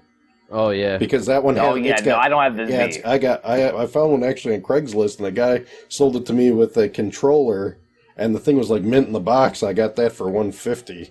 Aren't the load times significantly less? It's pretty damn good because it's a 2X reader. I think Jeff's is a 1X if it's the US. Yeah, so it helps. Oh, that fucking reader and the goddamn CD player is painful as shit. Like, it's worth buying an AES. Absolutely. To deal with the goddamn load fucking time. But there are exclusives. There's only one reason for the. That's why I bought it. There's exclusives for that system. There's only one reason for the CD is those exclusives. Yeah. I think one is what is it like? Not Iron Sword. Cross Swords 2. Jaguar. Cross Swords 2. Cross Swords 2. Yeah, that was the one that I got. Ooh, there's a sequel. Cool. Yeah, it's very cool. The sequel is way better than the original. The original takes like 1,000,000 years to beat. I don't know how long the sequel is, but the sequel, hard, you can pick different characters. And of course, Kyle the Rum Goblin would enjoy that. You know, of course, the CD plays Burns, so you can pirate all day. There you go. Oh yeah. Wasn't that Highland Disc Replay fucking amazing though? It was back in the day before it moved across the street. Mm-hmm. Then when it moved, all the prices moved up with it. It's like, it's so weird because the one on Route 30, which is like, I don't know, 30, 40 miles away, was like so bad and shitty. Yeah, that one is a pit. It's just weird how one is. I mean, I actually give credit to that Disc Replay and Video Palace, right, Jeff? Called Video Palace. Oh yeah. Yeah. Oh yeah. Those two like supplied like half my, at least a third of my NES collection. I'm pretty sure that at the shitty Disc Replays where I got that converter for the Neo Geo that I mentioned, the Neo Geo to PS2 controller converter. Cool. Yeah, I got really. I think I got it the shitty one. Yeah, I was really tight with them though. They would just let me go back and they'd be like, "Hey, we got this huge box. Like, look." And you'd find like multiple Chrono Triggers in there. It's just ridiculous. Oh yeah. It's just like, holy fuck. Yeah, I mainly went nuts with the N64s when they were $1 a piece. I'm like, I was walking out with grocery bags of them for like $30. Once they let me in back, that's what I was doing. I was like, because they knew I would just buy it all. Oh yeah. So why even go through the pain of pricing it and shit? Mm-hmm. Just give me a good deal. I had to rapport at the place in Elkhart over where I used to live. The owner of that place, whenever he was there, he'd let me go rummage through his warehouse. Cool. That's the best. Like that's when I was. Yeah, I pulled out that second Hero Quest board game from over there. I'm like, hey, do you have this? And he's like, oh, here you go. Wow. You can have that for $20 or something. It's like $100 board game. Nice. And then going through all the manuals and giving me for $1 a piece, and I'm getting shit like Super Turrican 2 and Chrono Trigger and Mario RPG for like $1. The manuals and boxes have gone crazy. Yeah, I knew it was coming. That everybody's jumping on it, man. Because once you get all the parts, there's only a few places to go. Nintendo Power, manuals, and boxes. Mm-hmm. Yeah. Yep. I still ain't got And who else has started to publish them? Kevin? The Game Chasers. What have they been? The last 2 or 3 episodes? That's all they've talked about. And I don't blame them because that's what's next. Yeah. That is the how many thousands of people now are like, I haven't been paying attention to this. Maybe I should. And you know what's the worst part? I remember when this I was sounds cool. on eBay back in 2003. I remember seeing people selling all the boxes, like just 50 of them. I remember seeing this Mega Man set. It was all the boxes and manuals, no games. And I was just an idiot. I'm like, well, I need the game. Who the hell wants these boxes? And he was like $30 for the boxes. Of course, it was too much. It was absolutely too much. Yeah. It was too much for It always that was. $50 fucking Little Samson was too much. Yep. That's where It's crazy. you look back and you're just like, oh my god. Yeah, it's like, what's wrong with me? I should have bought 10 of them. But you didn't know. I mean, Yeah, Hindsight is 2020, that man. is the best way to put it. but that just shows you that when the Game Chasers kind of like put that out there, you see, because that's how many eyes are like thinking about it now. Oh, Even yeah. if they knew about it, they didn't really think about it, and then they saw the prices. That's the thing. They saw the prices that those people wanted. That's the key. Like, oh my god, this stuff is worth something. Boom. Yes. That's You right. know, that starts to spark. And then you know the guys that they're watching that they're now holding up on a golden pedestal because they're watching them on YouTube as an entertainment factor every week are now wanting this. And they're getting great deals on it, and it looks cool, and you know what I mean? Like, it's that whole coolness and nostalgic factor and all of that combined while you're watching it that makes it explode in demand for that niche audience. Yeah, the perfect very storm, niche. really. It's a perfect storm. Yeah, it Good is. way to put. Yeah. Everything the same comes together classic in the thing right that when- like, time. Yeah, it was the same classic thing when the Angry Video Game Nerd used to review a Nintendo game, and regardless if it's shitty or not, the prices would explode. Action 52 exploded in price after he reviewed it. No. Like, Yeah, because really, craziness. And like, and the boxes are more rare than Way than more rare. than Than the cards. game. Because people threw those away. So that's why we have been collecting all these years. But again, we were ahead of the curve because well, shit. people Even didn't- right now, it's weird. Like, people didn't think about it until Right. like bam, now it explodes. It's like vinyl and all that shit. It's like the same properties. Like, no one sees it until It's too something that perfect storm happens, and then it's like everyone's into it. because right now the Game Chasers are ahead of the fucking game because basically, like, all these game stores that they've been visiting have had all this stuff sitting in the back because really nobody's been buying it. And now that they're looking for it, they kind of like went there, they looked for it, they grab it all with bundle deals, and they recorded all this footage, months back. So by the time people watch this, they've already went and pillaged all the places that they went to at that time. Yeah. So they've already kind of, went and done it. So now everybody that's going in those areas is going to get scraps. And the prices are going to be up because the owners know that they're going to be featured on Game Chasers. And, you know what I mean? Like, it is a big cluster is what it's going to end up being. And the thing is, though, it's not going to be like an explosion overnight in price. It won't be. No. But they will go up in price. Which I'm fine with, because as we've always been, we're patient collectors. And I've already been prepared, and I already have all the boxes that I want anyway.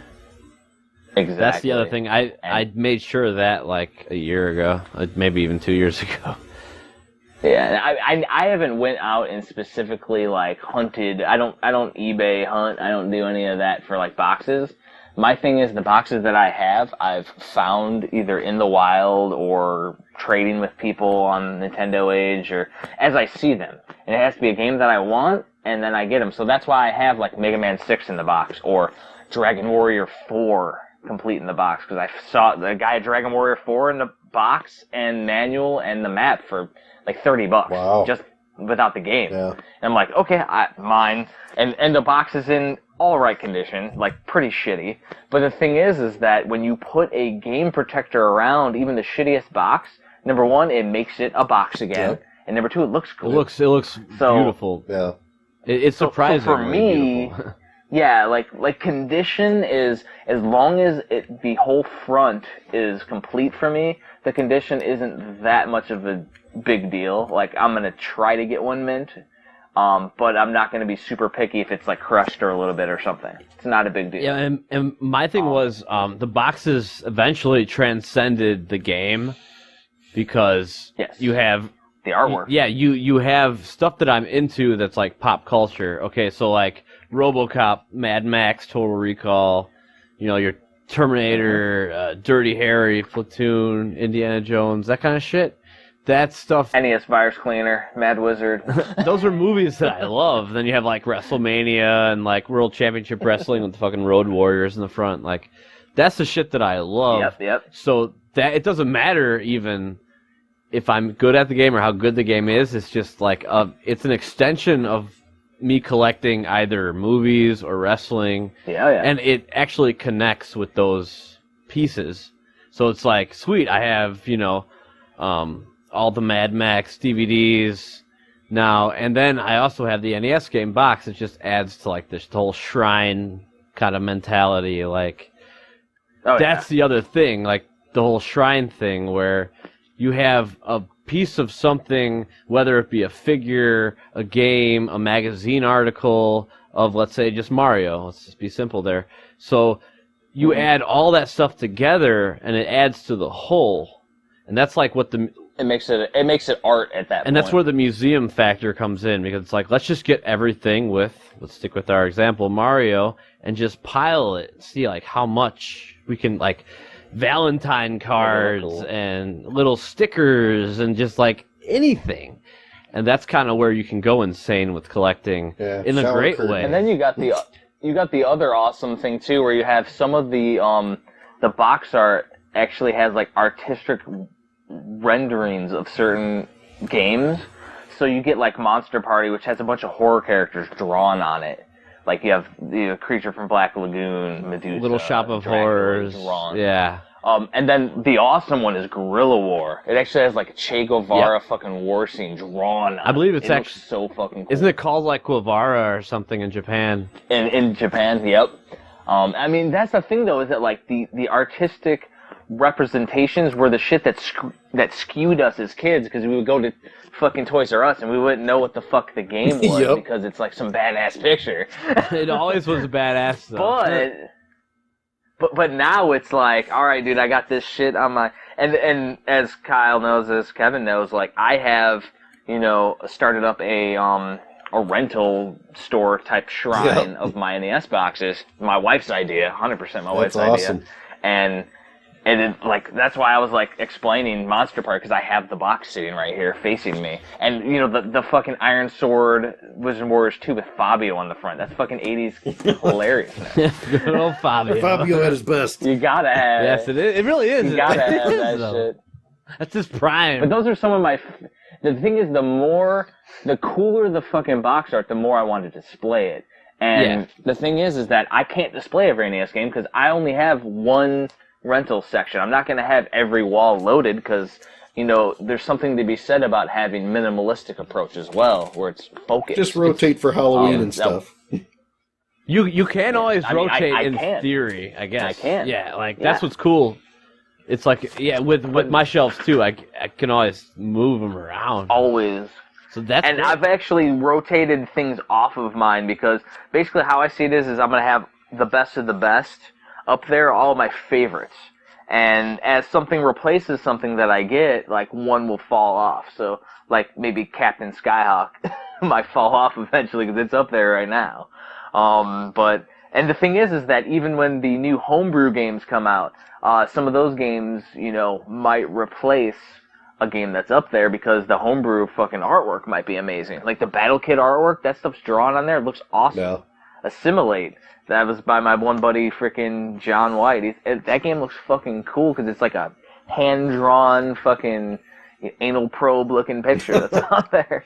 It is. Like, you do anal probing in that game from the fucking, the aliens. And then, of course, I got Rob's game, NES Virus Cleaner. I got a fucking signed copy. That's sitting out there, of course. Cool. Like, cool fucking artwork, though. And then you have cool fucking games. Like, one of the ones that's completely minimalistic, but it's still cool looking is Narc. It just has the words Narc on it. Yeah. the letters.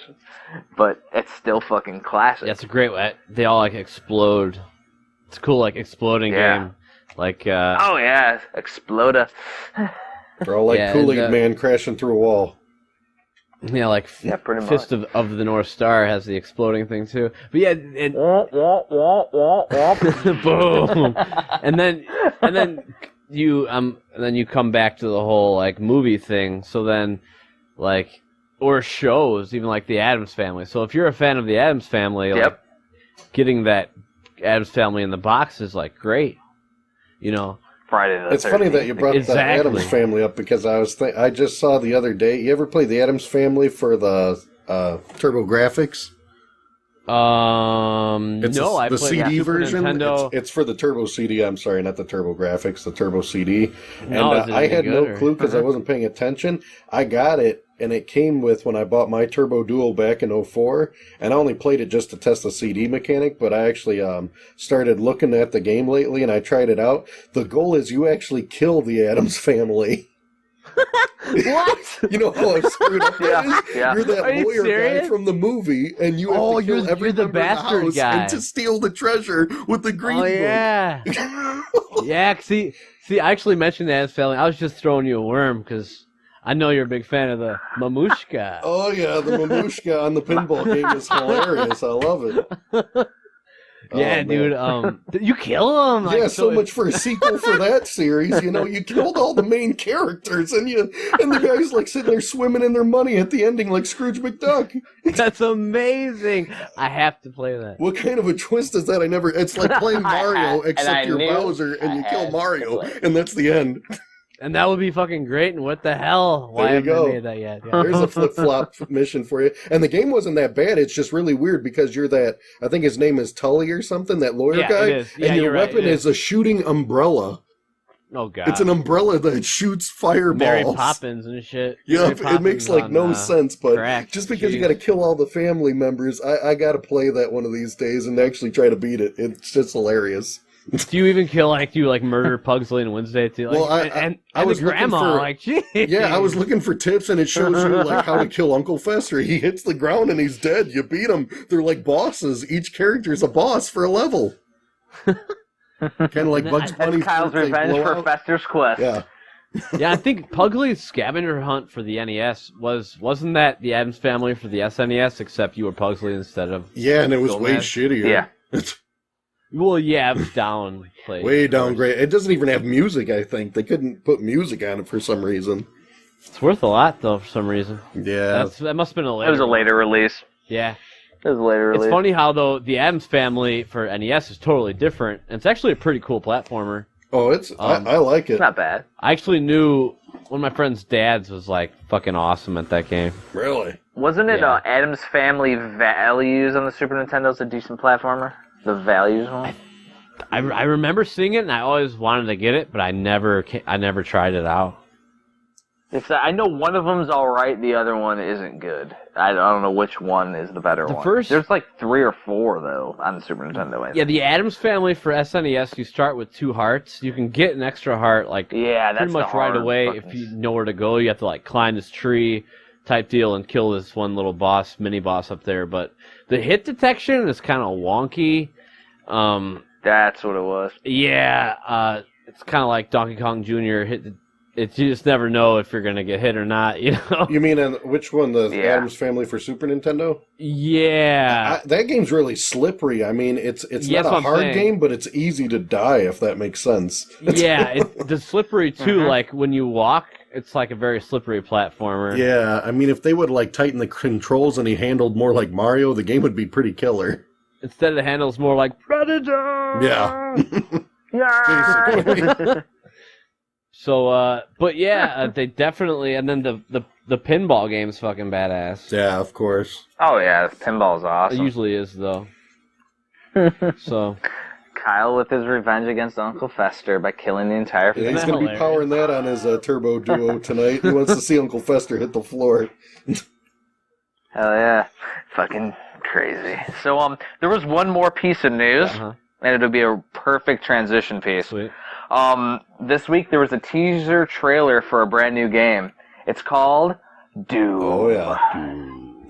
Fucking Doom 4's coming. All they showed was a fucking crazy Cenobite-looking fucking demon Revenant-looking skeleton guy. And it was 2 seconds, too. That's all they showed was from Revenant. On his shoulders, kind of. Yeah, Fuck yeah. yeah. No, it's the Yep, Revenant. Revenant. I saw a guy at work showed it to me because they all teased me about, they're like, hey, your game, because I just am an advocate of Doom, and I'm just Dude, I used to terrified they make better not levels, screw it up. Yeah, I used to make levels. I know like the properties of each and every guy, like to the point of Oh, that's awesome. like sickness. It's kind of disgusting. And Yeah. I saw another teaser where it showed like the cyber demon, and it's like, man, I just want to see some gameplay. I'm sick and tired of looking at monsters. Yeah, because that's ultimately you can show videos Yeah. like for until the cows come home, but until I see like what it's gonna be like, you know, I better see fast action, not this horror BS like Doom 3. like Halo, and that's what I was telling Jeff the other day. Yeah. It kind of falls into the Halo. Even like Yeah, Duke Nukem Forever, it's just too Aliens vs Predator somewhat. Yeah. When you play as the Marine, it's just too much banter and like reading notes and like. I just want to kill shit, get some key cards, and hit the exit button. That's all I want to do. That's the beauty of why Brutal Doom makes still and keeps Doom the greatest first-person shooter of all time. You ain't kidding. Brutal Doom just did what Doom refuses to have done in years. Yeah, that's what fucking is so beautiful about that. Yeah. Boom. Yeah, so that was basically our game of the fucking week. Yeah. Was Brutal fucking Doom. Yeah. So what versions did you guys all play? Alright, so, I mean, I could dig into mine a little bit, because I got a couple of cool stories and we've been chatting about throughout the week. Plus, you're newer to Doom, me and Kevin. Yeah, we're veterans. Exactly. We had PCs, so. Yeah. I'll go of my my Brutal Doom noob-ish style, and then I'll let you guys go afterward, and you can talk about all my crazy fucking experiences. Awesome. The first thing is that the fucking Brutal Doom music, the change is fucking awesome. Like the metal pack has an awesome mix of the original Doom and the new Doom, and I also like that it was like a pack. So I could like disable it and get the original fucking amazing music too, or use the metal, like depending. Gotta love options. Certain levels, in certain levels, the fucking original is way better. Actually, another pack you might want to look for, Jeff, is the 3DO version is badass. They redid. That's the ambient music, right? No, it's not. Yeah. No, that's PlayStation. No, 3DO was the only one that's old school that actually is like electric guitar and stuff. They redid it, and the 3DO version never got popular because it's horrible. But the music is awesome. Yeah, I'm gonna have to play that at your house. That's the one I've never played. I'll show you. It's Jaguar terrible, had no music. Because Jaguar had no music at all. So one of the things aside from the music, like I never remember having to restart after each chapter. So like I beat episode 1 and I sent Kevin a fucking text. And I'm like, that's right. Hey, where's my guns? Did I fucking break something? Well. I thought maybe I like had the shareware version or something, and maybe mine was fucked up. Like I didn't know because I downloaded it. Like, and I'm like, what the hell? Because like that's why I was like, maybe I'm thinking of like because my first experience was Doom 64, and it's just one big fucking game. Mm-hmm. Maybe I was like used to it or something. But it was crazy. Like I don't remember having to restart every fucking episode. Yeah, that's funny that happened to you, Jeff. Because awesome, I didn't mock you or anything because I knew exactly how you felt. Because the first Doom I played was 32X, and that screwed up version, it's 15 levels and you play straight through. But once I got the computer version, I got to level 8, and then the game ended, and I was confused too. And I'm like, oh, I got to restart the game. So that's funny that you had the same experience I did. And I don't know if it was you, Kevin, or Kyle that said, like, all the levels were made to be beaten with a pistol? Yes, that was me. They're made to be beaten starting with a pistol. Like, they'll make sure a shotgun is fairly early in the game and the beginning of the level somewhere. Yeah. You know what I mean? And I just wanted to throw in, because in the original Doom, when you died and you didn't save, you started from that current level you were on with just the pistol. 50 shots. So theoretically, it would have to be, Yeah. If designed well. Yeah, because the one thing is that because Brutal Doom, like all the difficulty is ramped up, but the thing is that the rifle that you use at the beginning instead of the pistol, it's a great weapon. Way more efficient. It's way more efficient. It's very usable. I almost wish though that they would have left the pistol in there as an option too, just because. You can get a mod that'll give you the pistol if you want it, just so you know. I hate that fucking thing, man. I figured. I hate the pistol. Yeah, exactly. I hate the mod. That's why a lot of people. I'm not gonna go out of my way to use it, but if it was there, it might be kind of funny to fuck around with when I got little shits following me. Yeah, the first good eyeball. pistol was in Duke 3D. Yeah. Right. Yeah. Yeah, Duke 3D. Because it was an automatic round clip, so you automatically empty the clip out. But yeah, You just The needed thing to is have dual pistols in that one. Yeah, and the thing with Brutal Doom, like, no weapon sucks anymore. Yeah, that's the beauty of it. No, yeah, there's none. Not even the fist, because of the Berserk pack, you know. You get the fatality. Yeah, the Berserk pack. Fuck yeah. Now, speaking of, like, the no bad weapon, though, they did get rid of the automatic aim. And the thing is, though, is I'm playing with a analog 360 controller, and the manual aim with that is perfect. It's just like playing any first-person shooter on a new generation console, and I'm sitting there like popping around fucking corners and headshotting fucking demons, and blowing their leg off if I want to. Like I can aim it perfectly and like destroy them every time. Wow. And it's like I haven't had a game where I had that much fun in a long time. Where it was just like, it's like that's the optimal way I would say to play fucking Brutal Doom. Totally is without the mouse and the keyboard. And one thing me and Kyle were talking about is though there are people online that hate fucking Brutal Doom because they are just purists. They can't stand change. They don't like that it's veering away from the original mouse, keyboard style because you almost have to play with the fucking controller now. And I know that like a lot of people, maybe even people listening, are like, man, these guys are fucking stupid. That all they like is the new shit. But it's like, no, I like the change of pace that Brutal Doom gives you because it's faster paced. Yeah. I went back and took the mod off and was trying to play and it was like in slow motion. Like, I was so used to, the increased difficulty. And I'm playing on, was it Hurt Me Plenty? Yeah. I'm playing at Hurt Me Plenty, so like I'm not an ultra violence or anything. Yeah, eventually but for someone new, that's what I recommended. You got to work your way up because it's fun. It's almost too easy for me. It's fun still when you're in that phase of learning. Yeah, it's almost too easy still, so I might bump it up for episode 3 just to be a masochist. Because you can save every 2 seconds if you want to. Yeah. That's what's cool about it too. Yeah, exactly. You can make your own challenge. You don't have to either. That's what I love about it. Now, you mentioned the Berserker fucking melee shit. Like that is super, super. And I wrote down it's definitely overpowered in the game. Yep. But I put it's also fucking fun and great. It's amazing. I was telling you about that kind of glitch that I found. Like, well, yeah, like basically what I do. Yeah, what I do is I would use it. I would grab a motherfucker. And you'd be like pounding on him, and nobody can touch you. And like anybody who runs into you, they die too. So I was fucking just using it when I get around in like a horde of fucking, like a bunch of demons come around me, or a bunch of the remnant, or not the revenants, but the skull fucking guys. You can grab the skulls out of you can grab the lost souls out of the air, and fucking throw them. Yeah, that's cool. And like a fucking fireball. And then you light the fucking imps on fire, and they go running around and light other guys on fire. Did you ever grab a demon as a meat shield? Yes, I was grabbing demons as meat shields. I would. Here's the thing, though: if you grab a demon that's on fire or an imp that's on fire, it like drains your fucking life. Oh, I didn't do that. I didn't think of that. Oh yeah. Yeah, I think I was sitting there. I was fucking around for hours. It was great. Cool. Yeah, I think the first game to have fire was Blood, right, Kevin? It's one of the first ones I remember was Blood, because then I remember you had like that hairspray can and Zippo. You could set things on fire. Hell yeah. And the flare gun, if you hit someone, you wait. Oh, that was my favorite. Seconds, it was the only way to kill those damn zombies.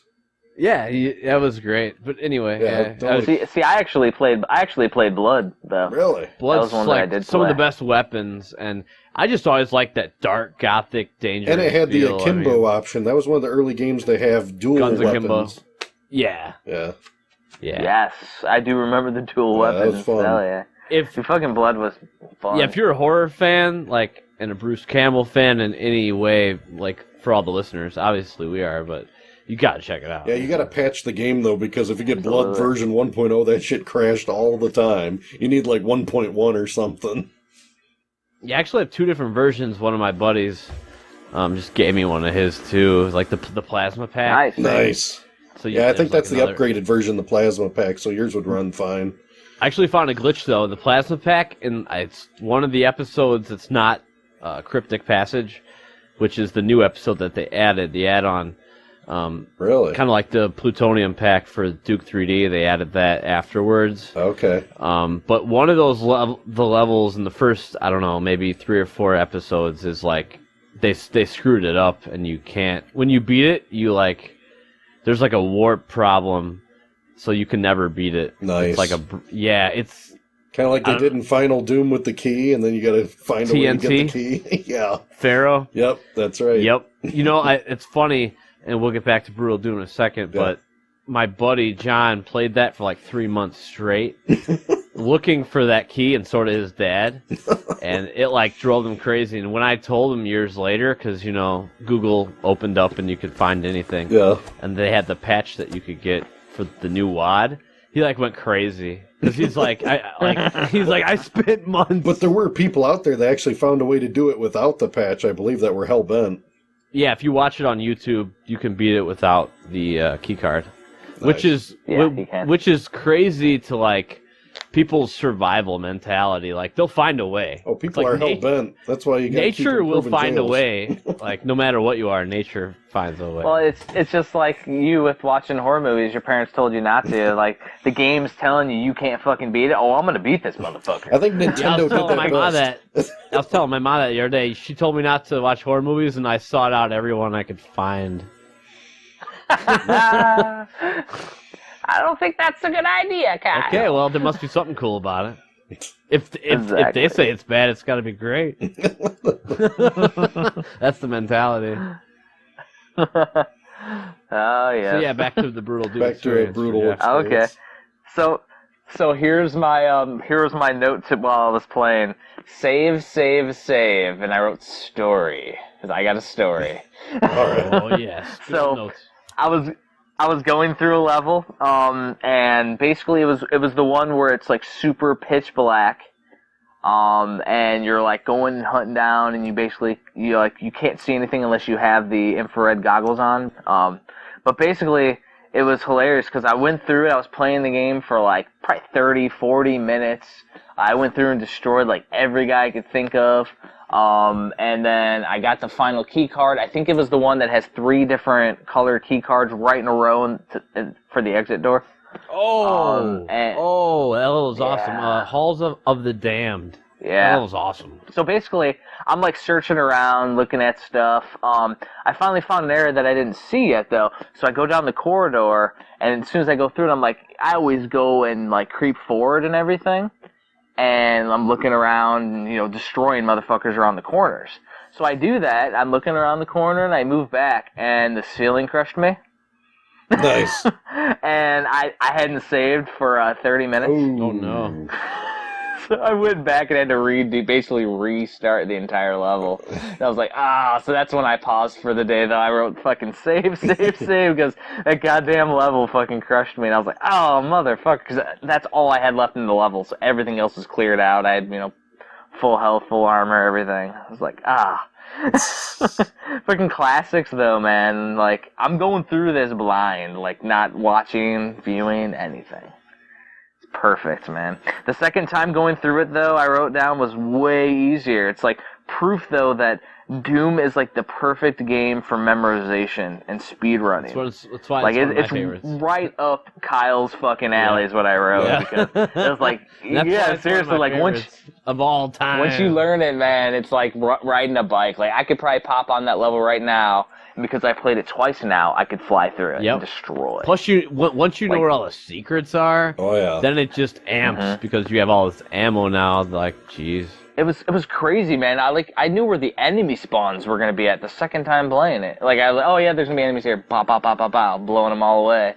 Like before they were even coming around the corner, like I already knew where they were gonna come at. The biggest key that I would recommend is find where the backpack. As soon as you fucking can. Yeah. Get the backpack because it doubles all ammo. You can carry 600 cells, 100 shells, because at some point you're going to hit 50 shells and you won't be able to get more, and you're passing up these ammo boxes. Yeah, it drives you insane. Tons. And you need to get that backpack ASAP so you can just up your arsenal to like the sickest amount you can. So that's actually, from playing that game over and over and over, like to a sick extent, that's my first like advice. Find the fucking backpack as soon as you can. Absolutely, because I mean, you do definitely get maxed out, and that's one of those things where, like, in a couple of episodes after that, like, I hit a couple spots where I lost some health, and I had to backtrack because there was a lot of health I was passing over because I didn't need it At the time, And then I needed it, so I went back, and then, then you're finding secrets and cool shit, like. The last little part of story that I have is the awesome part where, like, it was blurry as hell, because I remember this from when I was a fucking kid, and I don't know if this exists in Doom 64, or if I actually did play through fucking Episode 2, but the final fucking level of Episode 2, the first time you see a fucking cyber demon, like, in that big open area. Tower of Babel. Yeah, Tower of Babel. Episode 2, in the open area with the fucking flaming skulls coming after you. Lost souls all I over the place. remember every fucking detail of that level, and I don't recall like some of the shit. Like, I didn't remember that you had to restart each episode. So it's like, I mean, it could have been the simple fact that I watched Kyle fucking play. Because that was like, more than could have been it. That's the first map I showed everyone. Maybe because. It's like so Kyle awesome. told me though, great music. He definitely got me a copy of it on my old computer that I had back in the day. Yeah. But I know it couldn't even run Doom. It was such a shitty computer. Like, it couldn't even run Doom. So like I think for some reason it did run Blood though. Wow. So, yeah, weird. Computers weird. are bizarre though. Yeah, it was bizarre. It's probably like Windows 95 version C, so that's why. Yeah, but the thing is, if I did play that battle, then I never played beyond Episode 2 then. That's for sure.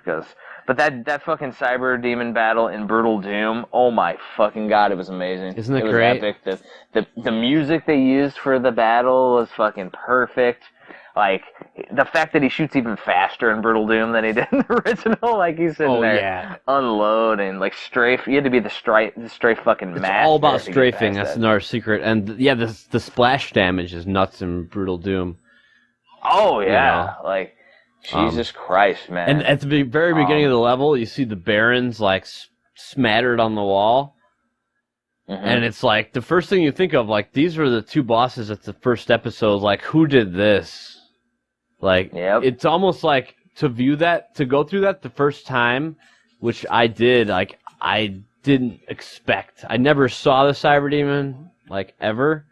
And then I got to it, and it was like, oh, like, just that whole reveal. You just run away. Because there's, like, 4 barons when you start. You have to hit these switches to get on the fucking wall. Yeah, they're, like, splattered. I think that's one of the only times you ever see that, actually. It's really weird. Like, they never have that in, like, any other levels. It's very rare. The barons hanging on the wall? Yeah, the splattered barons. I want to say I've seen it maybe in a higher level, like Episode 4, the Ultimate Doom package, Thy Flesh Consumed. Yeah, you'll see it in, like, a few, maybe. Yeah. But it's just kind of, like, used for the moment of impact. Like, what can do that to a baron? Because a baron takes, like, 5 rockets to kill. At least. Mm-hmm. You know. And I can actually explain the Cyber Demon the way that it works, because with how like it's like a self-reloading like rocket launcher. So people are like, where do all the rockets come from? But they have the teleporters in Doom, so I always thought there was like a little teleporter built into his rocket launcher, and it's hooked and it's connected to like Hell's Warehouse, which is just filled with rockets and plasma for the arachnotrons and shit. And which Jeff will see soon enough. Just wait till you see the bestiary in Doom 2, man. They fucking amp it up so beautifully. Yeah, Doom 2 is a masterpiece. So speaking of Doom 2, I think I'm going to continue on, later with Episode 3 and 4. But version 20 of Brutal Doom's coming out next month. Nice. Yes, it is. June 5th? June 4th, June 5th? Yeah, and I've been watching the videos, and they're going to start doing more splatter fucking blood on the ceilings and shit, and a double fucking assault rifle from GoldenEye they're having that in there. And there's like 30 new levels or something. Yeah. 30 new gonna be levels. Gibb Like, City. there's a bunch of crazy. Oh, yeah. Oh my god. Rise of the That's what I'm Triad saying, Gibb style. Yeah. I'm just gonna wait. Ludicrous I think I'm just Gibbs. gonna wait for Doom 2 though. I'm gonna wait for Doom 2. There you go. Just to fucking experience it with Brutal Doom fucking version 20. Yeah, Doom 2 on How often do they steroids. release a Brutal Doom? Like every 6 months? No. I think the last time they did a big update was 2013 on Halloween. I got it when it first came out, I remember, because it was such a big change, that version. I think it was 19 that came out. And that was a big deal because like 17 or 18 had some real annoying bugs in it, and I liked it, but it kind of turned me off. And then I said, I saw 19 was coming 2013. I waited, and I was very happy with 19 when it came out at the time. But 20, like you said, they definitely revamped the hell out of it, so it's going to be pretty cool. Oh, yeah. You know what's crazy though is that like some of the people that were bitching about Brutal Doom though, they could have been playing 17 or 18. Yep. Yeah, it's you got to have some kind of technical skill for these Brutal Dooms because you got to add all these packs a certain way. Like for me, my Brutal Doom that I optimize, I put on Brutal Doom, and then I actually put on this separate thing that's a HUD manager. And what it is, it's so then I just have this minimalistic thing on the screen, so I can be full screen, but I can still see my life bar, and it's like in a transparent way in the corner, and all my ammo transparent on the top right hand, and that's a separate add-on. That's not built into Brutal Doom. It's just an addition that you can add on top of it to make it more, to your liking. And if people really optimize it, it'll look really slick. Actually, you can see what it looks like in my recording. I did a video on Brutal Doom. That's what I used. And that's what Jeff and me were talking about. What's great about PCs, like with PCs, you can add anything. You can customize Jeff, like the shit out of things. Yeah, we were just talking about that. And like they how take insane a fucking awesome game and they make it go on forever. Yeah, that's right. And ever, and Like, updates and shit. Dude, Doom's still going on. When was Doom released? 93. 94? 93, I think, 94? in Christmas time. Okay, so 22 years later, it's still going fucking strong. They're releasing a new fucking Doom mod next month that we're looking forward to. Still making new Doom levels. Like, we want to... That's what I'm saying. Like, there's millions. Like, there's so many that you have to look for fucking best of lists to see which ones are the ones to fucking play. Yeah. Like, I mean, there's the one pack that they recommended for Doom version 20. It's called Reoccurring Nightmare, which is basically what Kyle was talking about. It's a redo of the entire original Doom in Doom 2 with like 30 extra levels or some shit. Wow. Treats. And the fact that they did all that, compatible, and it's supposed to be like a self-contained pack though, Kevin. Now, like, really, if what you download's like all you need, I guess. Oh, that from what I'm reading, that's fucking cool.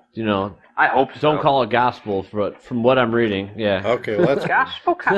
Yeah, because everything I did in the past, it was a whole lot of like I had to get all these different pieces, and I got it to work. But I mean, I think to myself, well, I'm more savvy with this. Imagine a guy that just wants to play it and experience it. He's going to get frustrated and pissed and not even do it. But here's my experience. Oh, Skull Tag, cool. Let's look up Skull Tag. Oh, Skull Tag doesn't exist anymore. No, it's Zandronum. Zandronum is the follow-up. Yep, that's what I use. Oh, let me go and find Zandronum. Yep. Oh, then you go muddle through like a bunch more sites, and then eventually, when it works, you feel like you've conquered the world. Brings me back to the mid-'90s trying to get a game to run on your damn computer. Remember D-Hacked? Oh, yeah.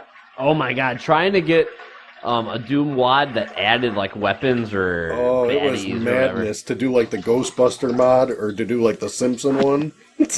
Yeah, and the only one that ever really worked on a consistent basis was the Alien one. Yeah, that was the only one that ever worked for me like on a stable basis. There you go.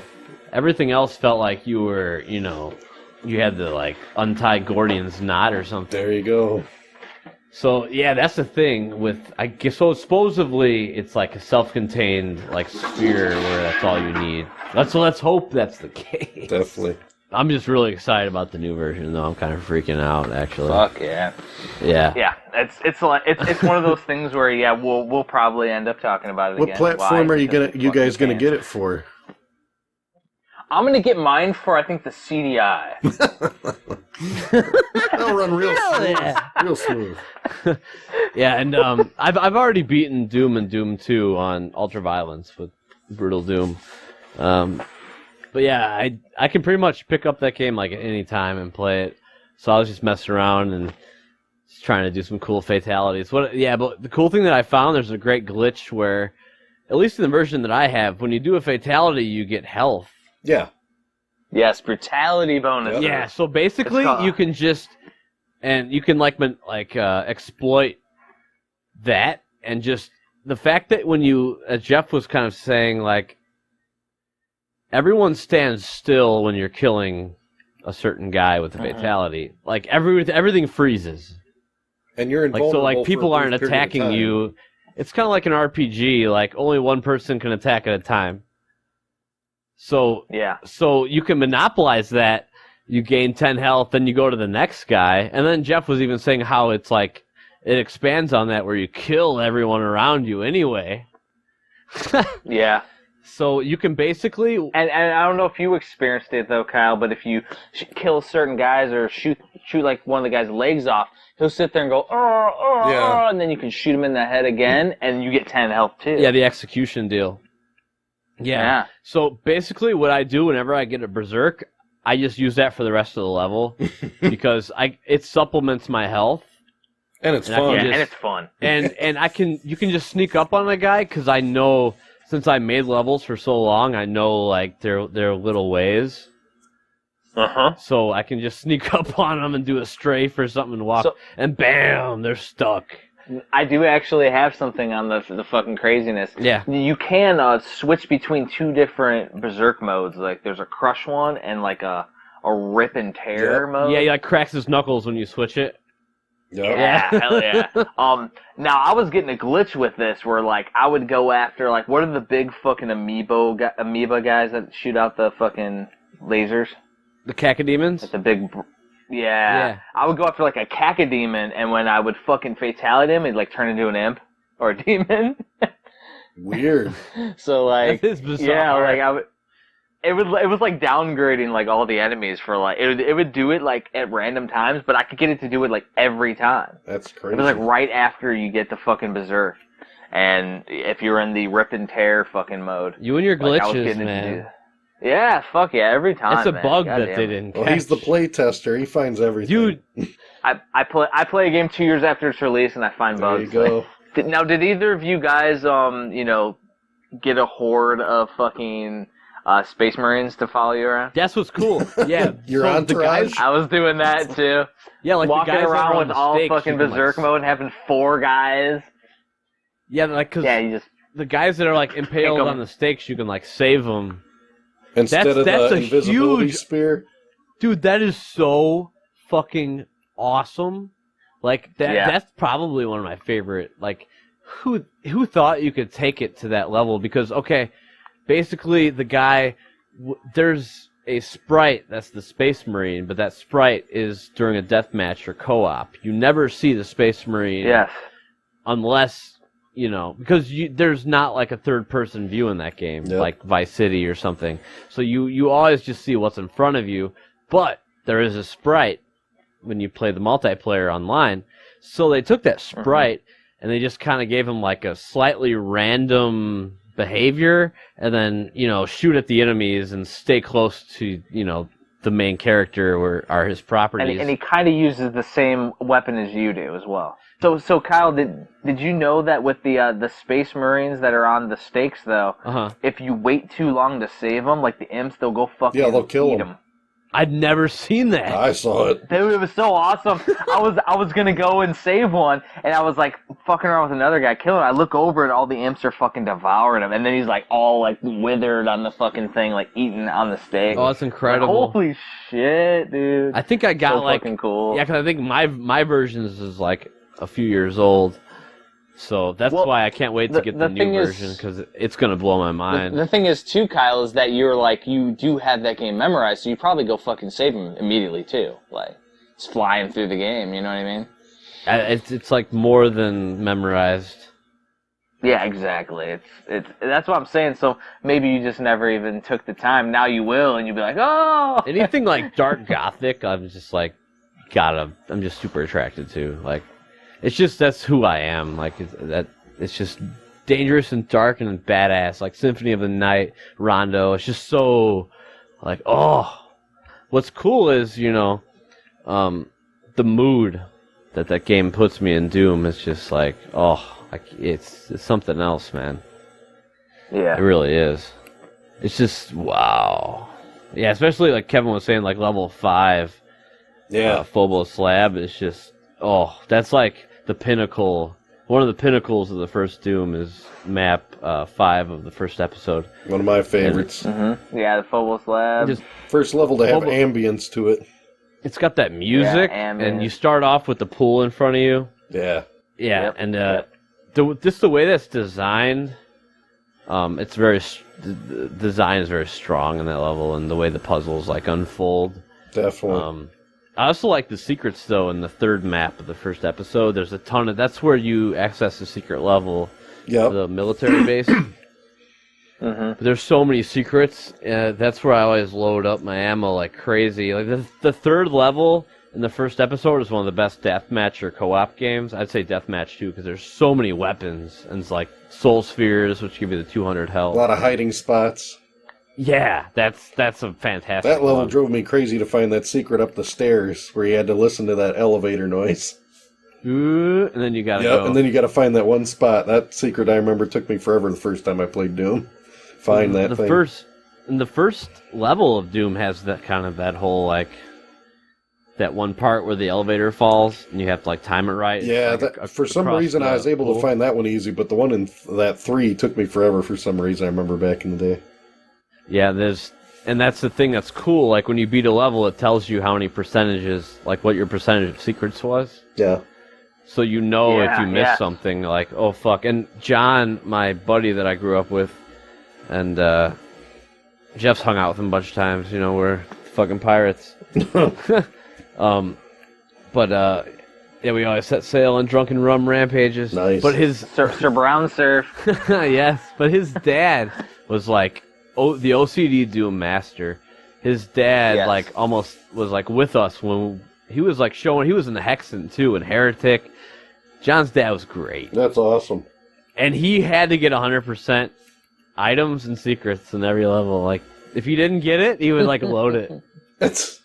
And he never used any online shit, and he got all of it. You know what? Explain to me I never looked into it, that 100% items. Like, does that mean, hey, I had 100% health, I couldn't pick up the health because I didn't need it? Would that count against you? I never really looked into the items being 100%.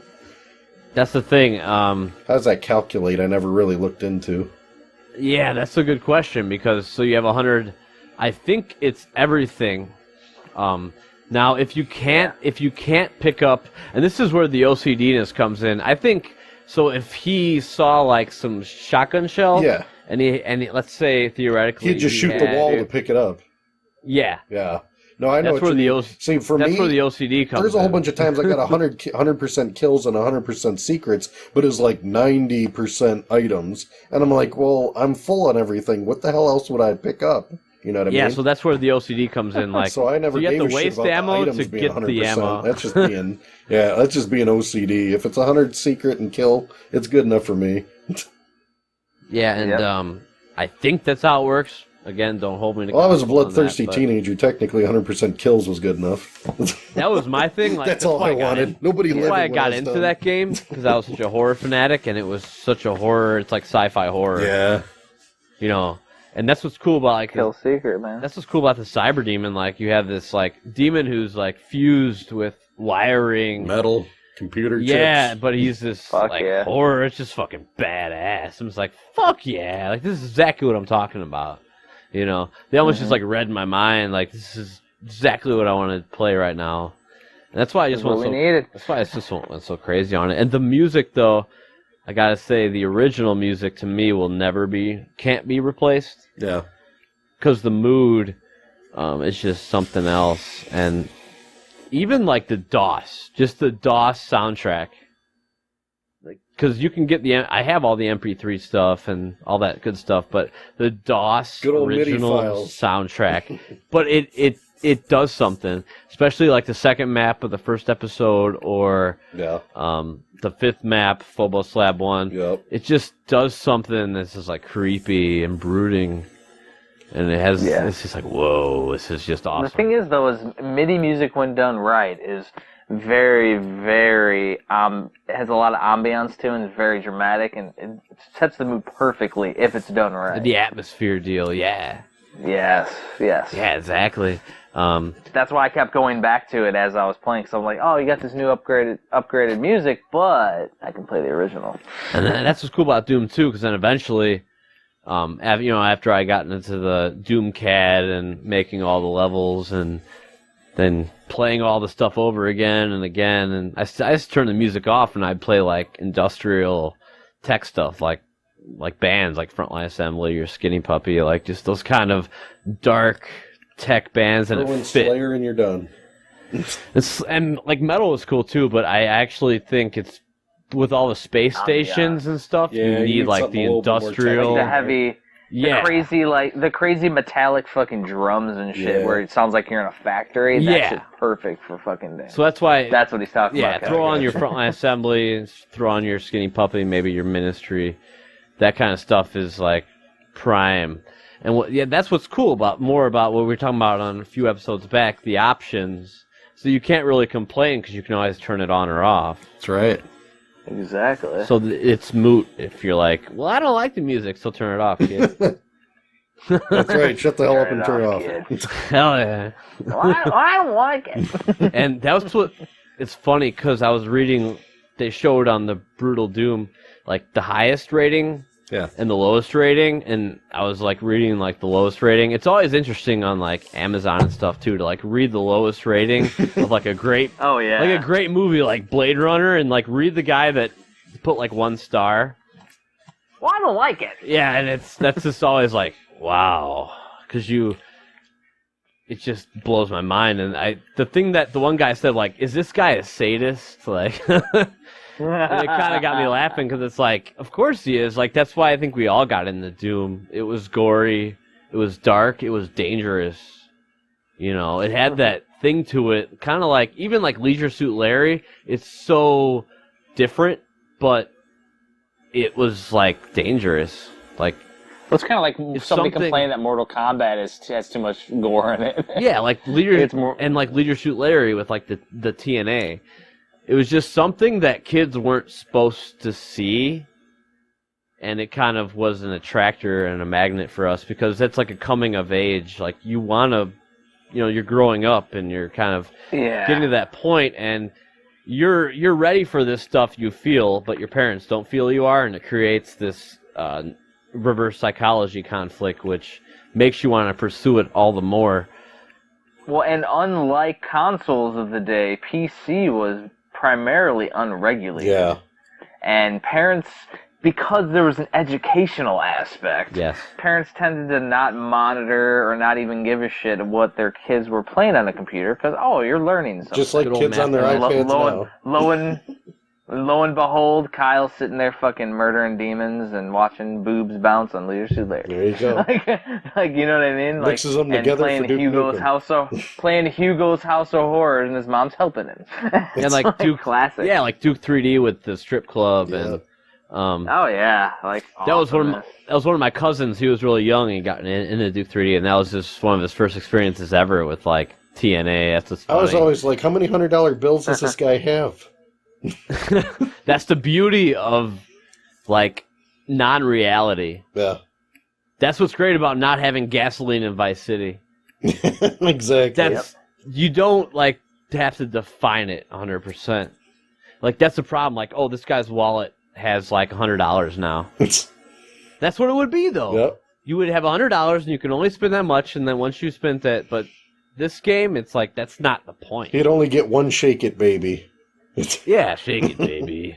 It sounds like you're defining the new mobile free-to-play generation. There you go. Money, money. Freemium. You want to throw another $100 bill? You got to pay $100. Right. Right. It's like speaking of a freemium, if there's supply and demand, bam, Hey, Kyle. Speaking of a freemium, and Andrea sent me an email yesterday.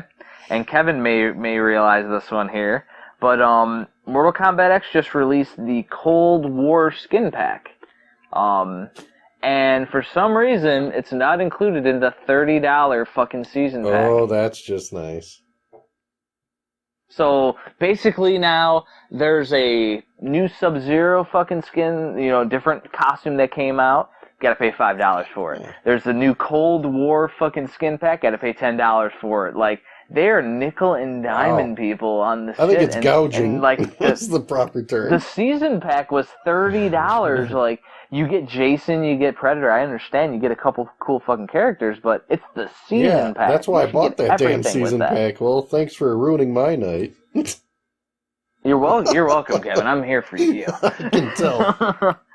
But, like, dude, that's, like, freemium, man. That is freemium all the way. Like, this is where shit is going. This is why Konami went down the fucking shitter when they decided this is where they're going with their games. Like, what are they thinking? Like, and the irony is, you know what they're thinking? Greed. Because people are going to buy it. It's always the Addams Family book. Yeah. Greed. Greed. That's why you gotta kill all the members of the family. That movie is so great. That's right. I'm thinking I'm going to watch that with Judy very soon. That movie's just so fucking good. Like, I don't know. I don't like most, like, shows to movie type things, but that one's really good. But I don't mean to get off too Hell hard. Yeah, like the Gilligan Island movie. All right, so Oh god. hey Kevin, before you start your section, Kevin, we should probably pause because we're at like 72 minutes. Oh, okay. We're awesome. We're so fucking epic. No problem. All Yeah, right. mine will be pretty long-winded, so I better do a fresher, I guess.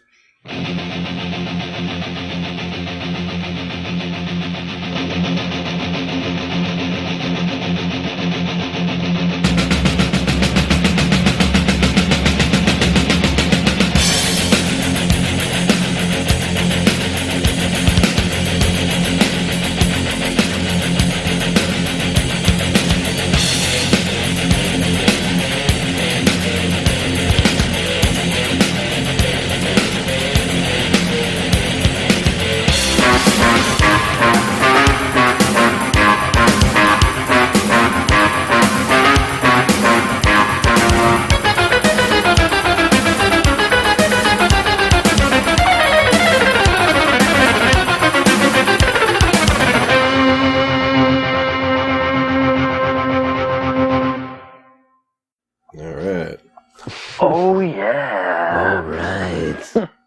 And we're back. I'm gonna drink some more vodka. Vodka and Diet Squirt, people. I'm Diet drinking Spice Squirt? Rum. Diet Squirt. Judy Diet taught me Squirt, the child. ways. Judy taught me, like, because it just mixes perfectly with vodka. You can't even taste the shit. I'm drinking mixing rum with Dr. Pepper right now. There you go. That's a good mix. It's a good combo. Rum pepper.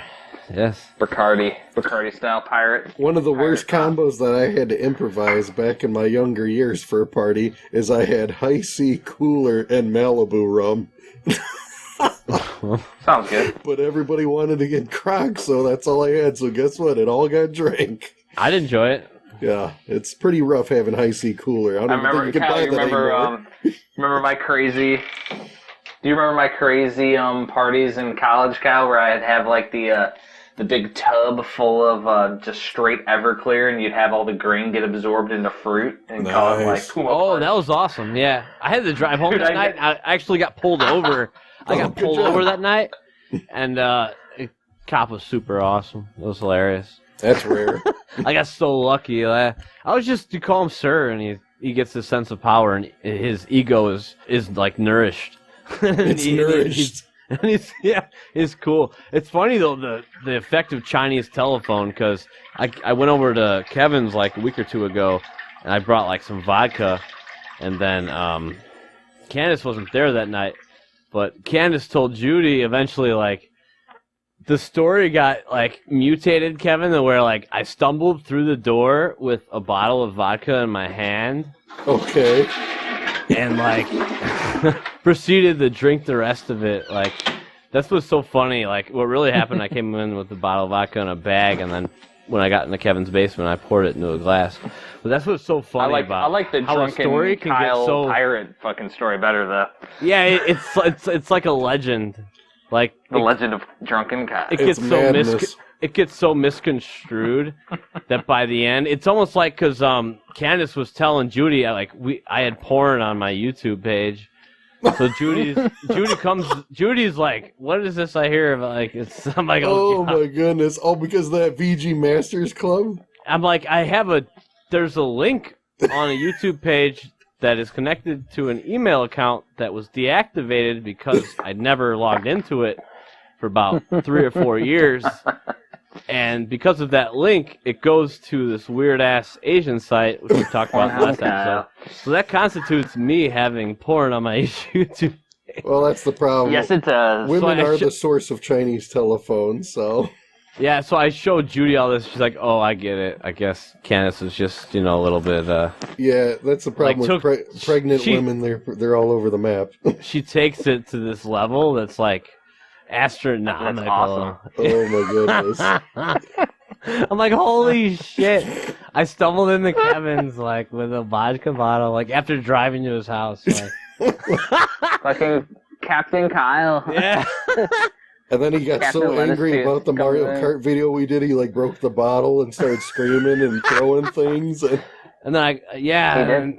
I broke it. I started cutting myself. And, Yep. like, started threatening my life. and I bled all over the stairs on my way out. And Kevin had to clean it all up before she came home. And it was bad. I was up late that night. So, Cleaning yeah, up it's Kyle's massacre. just fucking classic. Like, how stories get misconstrued. Oh man, But, I had no I'm clue telling you. that got that mad. That's gonna be... It did, dude. Like, I guess with Candace, you really gotta, like, specify. Yeah, you gotta be extremely particular. No, the same thing happens to me. If I just say something general, she'll run with it, but I've just been around her much longer, so I'm very specific nowadays when I say something. So I'm just glad Judy's cool enough to, like, just kind of be like, well, she's been around. know. She's been around her so long. I think she has an Yeah. idea too. I think she just wants to get a rise out of you or give you a hard time as a joke. I think that's their whole goal.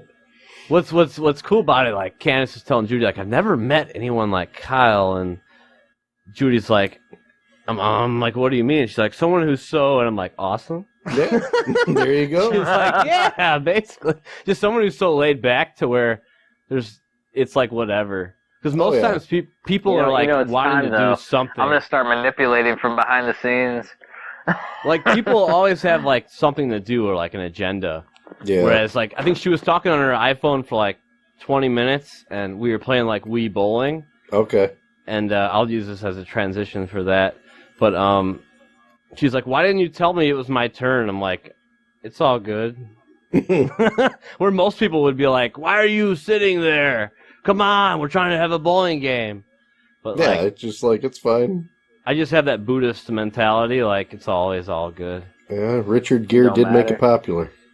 Yeah, so that kind of brings me to the whole why she loves Wii Bowling, because I'm positively reinforcing it. And Oh, definitely.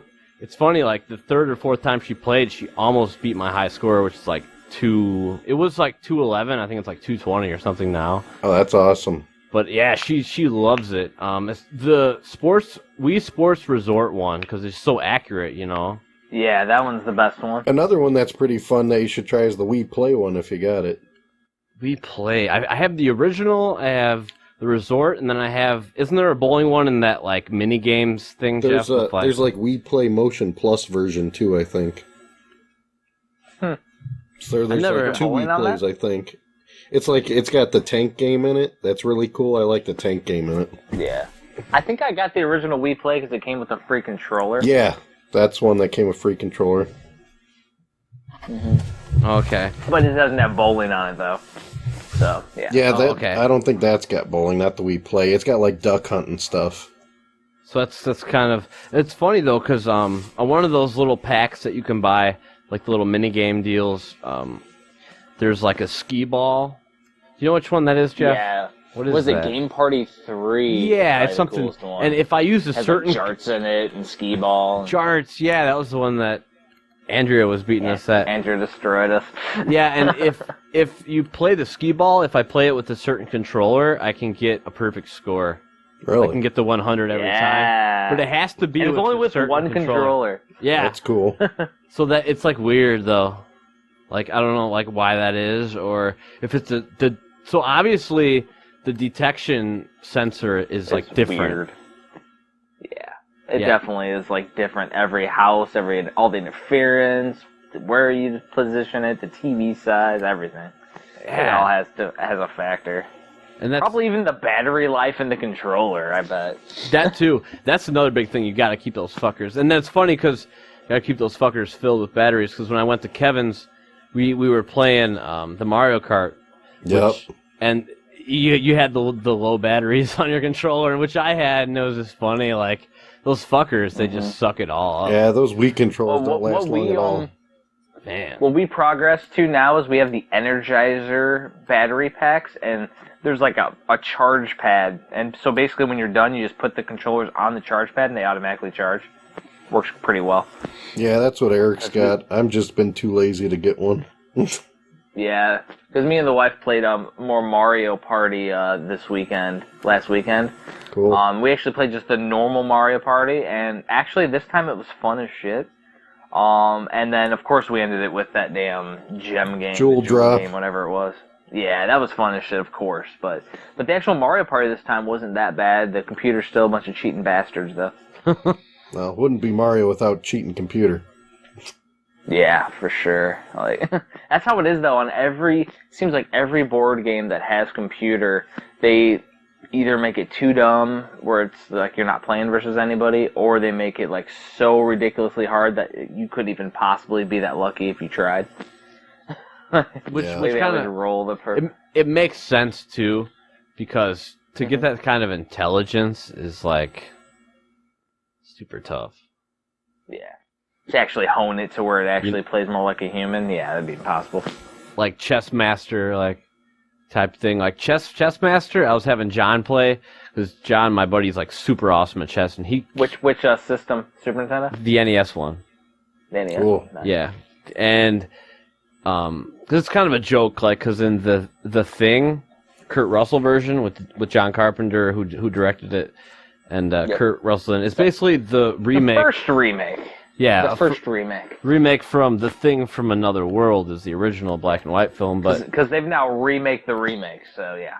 And Kurt Russell's like playing this chess game in one scene. He's like in his shack, in his little like shanty, like getting ready to go to bed or whatever, just having a drink, and he pours the drink in the chess machine. He's like, cheating bitch.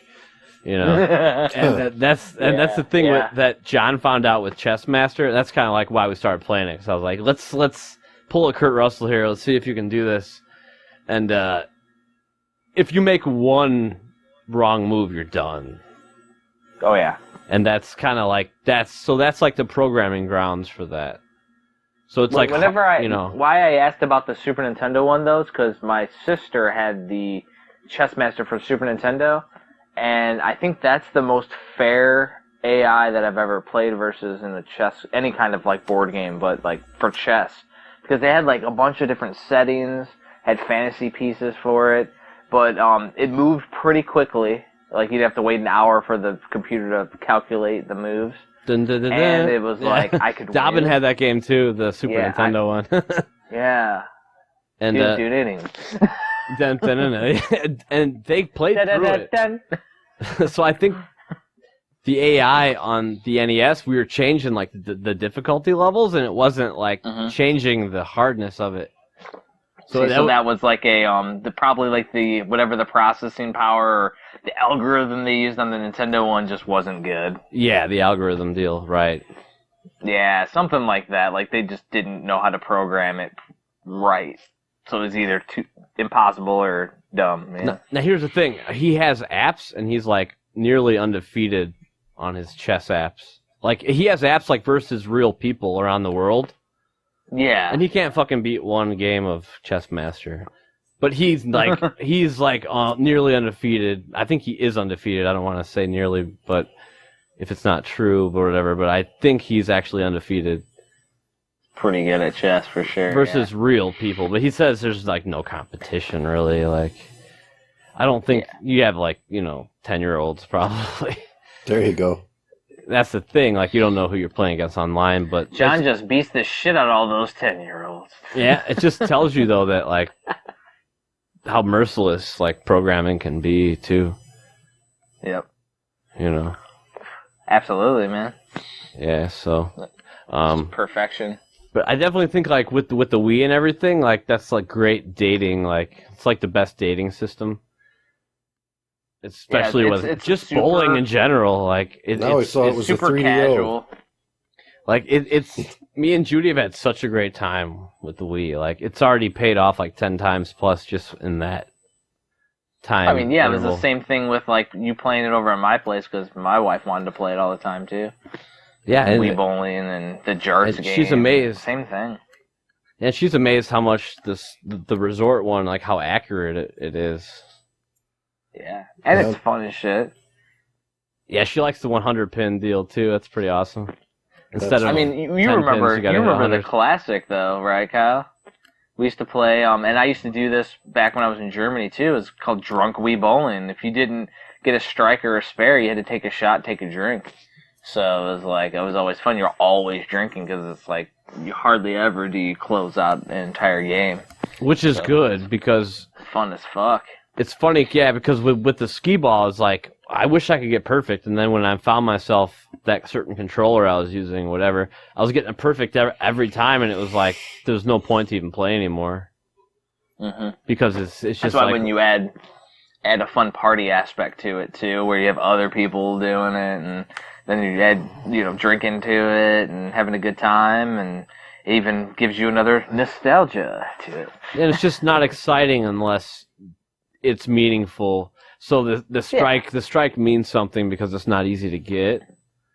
So it's not like downplayed at all. It's actually the complete opposite. But yeah, I just want to throw that to Kevin though too. Like, does Candace dig all that stuff? I'm pretty sure. The Wii is what her go-to system is mainly, especially that damn Captain Toad game she can't get enough of. Women love the Wii, man. Women love the Wii. But it's a good way to introduce them to video games if they were, they were taboo about video games. That'd be the best system to get them started. And then if you can get them to like it enough, then get them to like a franchise that you like through the Wii, and then try to pull them back with retro stuff and say, this is where the franchise started, and you might have a shot at them being interested, but...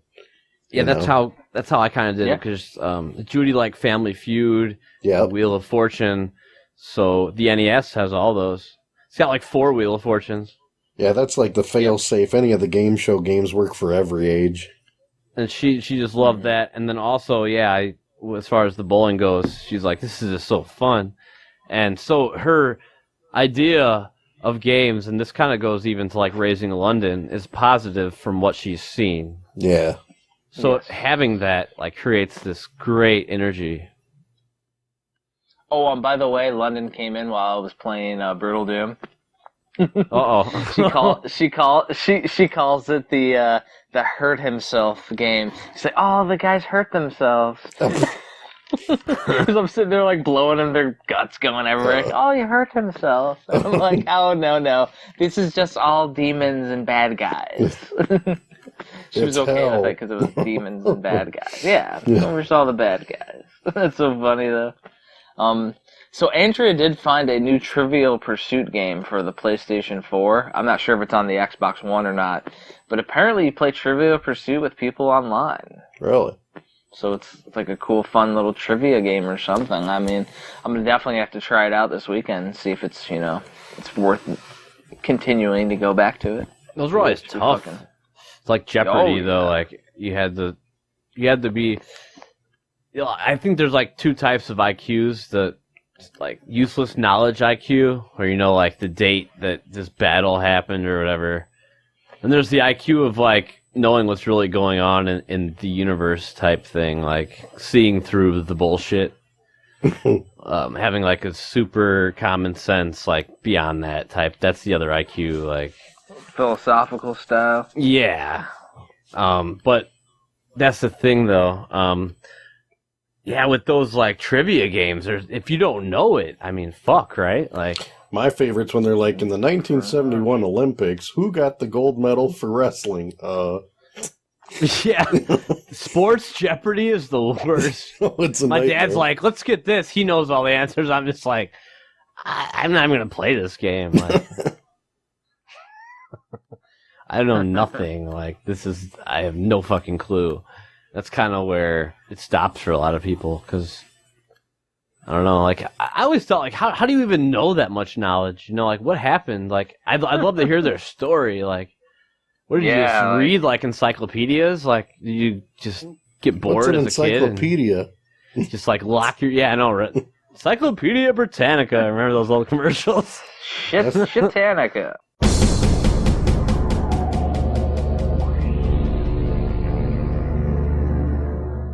Kevin, you start from, like, toddler Doom, like, give the longest fucking, like, Toddler Doom. epic story. Yes. What the hell are you talking about? Toddler Doom? Toddler Doom. Talk about Toddler like your Doom. very first, your very first experience. Like, Oh, you want me to You know, ramble like, like give it that? the No, whole I was going to talk fucking- about what we played for this week for Doom. not around. Toddler Doom. Toddler Doom. Oh, Lord. Just do whatever. I'm just saying. I got you. Just go crazy. All right. You played the Toddler Doom mod, right? Yeah, really. Need all of it. Better get some water here if I'm going to go on my tirade here. Yes. So I know Kevin can, and we. All right. The more Kevin material, the better. Well, All right, Kyle. Kyle, cheers. Let's drink while we listen to Toddler Doom. All right. so basically, since I knew Jeff would have a great synopsis of Brutal Doom, I decided to do something a little bit different because Kyle would have plenty to say about Doom because he's been playing it just as long as me. And I figured, what is something different I could add to the table, because you can only say so much about Brutal Doom, even no matter how great it is. But you can talk about Doom in general very much. So what I decided to do is I went through all my systems, since I'm a Doom fanatic, and I played at least the minimum of the first level of Doom for all my systems to compare and give everybody a synopsis on what type of experience they may be interested in when trying out Doom. So I went from the extreme of, obviously, I've played it on the computer and I'm aware of, so I played it on the 3DO, I played it on the Atari Jaguar, I played it on the PlayStation, I played it on the Sega Saturn, I played it on the PS3, I played it on the Xbox 360, and even though they're all the same game, guess what? They all have significant differences. As crazy as that sounds. So I'm going to start with probably the shittiest and go to the best versions that are out there, at least with what I had accessible to test out for our little week of Doom here. Because Brutal Doom is wonderful, it's great, and I've played it, and I'm just going to be waiting with Jeff when they come out with version 20, you know what I mean? So... Goddamn right. I'm going to, the worst one, hands down, is the 3DO. And unfortunately, it has one great aspect that no other Doom has, like I was talking about earlier, is the music for it. It is just its own awesome soundtrack. It is, iPod worthy, you know what I mean? You would rip this music and just rock out on an iPod. It is that good. So if you ever get a chance, just look up 3DO Doom music and you'll know what I mean when you try it out. It's a very awesome soundtrack, but the game itself is actually the slowest on the 3DO, and it doesn't even go full screen on the 3DO. You can make it a little bit bigger. The only way you can actually get it full screen is you got to put in like this hack program mode that programmers used for the 3DO to get it to full screen, and it just runs like molasses. I mean, it's not even like 15 frames per second. I mean, it's awful. Ugh. So, yeah, other than that, that's all I gotta say about 3DO Doom. Don't try it at all. Just listen to the soundtrack on YouTube or something and call it a day. Now, the next upgrade I'd probably have to say is normal Doom, right? yeah, exactly. Normal Doom for that one. But the Super Nintendo version is it's kind of an interesting bag. One, I'm impressed you can run Doom on a Super Nintendo, but it's not exactly fun at all. It's kind of a novelty. So I would just recommend playing like a first couple levels, and then yeah, you're going to be over it really quick because it's I mean, it's Doom on Super Nintendo. The sprites, the blockiness of the graphics, the movement's kind of labored in the game, but the music is actually pretty good on the Super Nintendo. It's actually better than the Sega 32X, which would be the next one bumping up the rail, in my opinion. Actually, Kevin, before you get up onto the next one, yeah. Look up and research, since you're the tech guru of the group, overclocked Doom. Overclocked Super Nintendo. Doom. It actually plays at a normal speed if you overclock the Super FX chip. Really? And there's guys that'll make you, like, you could send them your Doom card and they'll overclock it for you and send it back to you. And then it actually is somewhat playable. Really? Still got the That's Super Nintendo cool. controller, but yeah, like, I actually saw it and I'm like, they show it side by side and it's like, it's night and day. Like, at least for the frame rate. Awesome. Thanks for that tip. I didn't even know that. Yeah, that's for all Super Graphics or Super FX games, though. You gotta keep that in mind. So, like Star Fox 2, stuff like that too. You can overclock the chip, I guess. It'd be much more playable, I'm sure, because here's the irony of it all: the Super Nintendo has way more levels than the 32X one. 32X one has got a little bit of about the same size screen, but it runs a lot smoother. But the music is way crappier than the Super Nintendo. You know what I mean? So it's like, what do you want to deal with? Less levels, but it runs smoother, or do you want more levels and it run crappy? But that overclock does give you a better option, so that might actually help it supersede the 32X version, in my opinion. So I'll have to try that. Yeah, and I actually want to throw in too. I beat the SNES one completely through. Really? Mm-hmm. I never saw so much red in my life. Oh, yeah, for real. And my eyes were Yeah. fucking shot. Yeah. Like, I beat it at Dobbin's house, actually. They were all at, I don't know, in the swimming pool or whatever, and I just was like, I'm going to beat this. That's We were awesome. just hanging out as kids, but yeah, I just sat down there for like 2 hours, 3 hours, beat the whole thing, but goddamn, dude, it's so hard on the eyes. Yeah, it is just rough on the Super Nintendo. It's just a cool thing to have and to try as a novelty, but I wouldn't recommend sitting there through it. Now, Oh, yeah, I got it in the fucking box complete, like, but I'll never play it. Why? Because you can play the best version. Yeah, that's right. But I always like just compare and see them. It's a kind of a comparison thing I did. So It's great. I actually think it's really interesting because it's amazing how many details the SNES one doesn't have. Like, people wouldn't even understand, like, when you really look at the level and all those small little sprites and, like, little computer screens that are, like, on the walls, those, like, minute details, all that stuff's gone. The PC version is just, like, the king of all. Oh, definitely. You can't touch that 10-foot pole. And that was before Brutal Doom. Oh, yeah. Way Yeah. before. I mean, really though, the way that you would know is because you're so ingrained into the PC one. Like, you can easily see a little detail, let alone the insanity that is the Super Nintendo changes. You know what I mean? Like, you definitely, especially like Kyle, who's like knows the original Doom, he could probably play it blindfolded. Yeah. Like he knows when something's fucking out of place, and like texture maps and everything. It's so much different on the Super NES. I mean, I think I played it and just didn't like it, like on the Super Nintendo or something. Like, Yeah, it's pretty rough on the Super Nintendo. Kyle must have been really hell bent to beat it on there. Because I tried back in the day, and I'm like, yeah, I'm going back on the computer. Yeah, it's just kind of when you start unlocking all the secrets, and you're like, screw it, I'm just going to do all this. You know. But the next version that I'd say bumped up was kind of, the first Game Boy I actually bought was a Game Boy Advance in college because I had too long of breaks, and Doom came out for it. And that was crazy because, it's like one of the first portable Dooms of its time was on the Game Boy Advance that was available to me. And it worked out pretty well because the Game Boy Advance was the more ergonomic one, so you could use the left and right buttons on top nice and comfortably. So it worked out really well. Yep. That one was kind of funny because I put it in my Game Boy player in my Gamecube so I could play it on the big screen. And boy, that looks pretty rough when you blow it up on the big screen. Almost looks like the Super Nintendo one.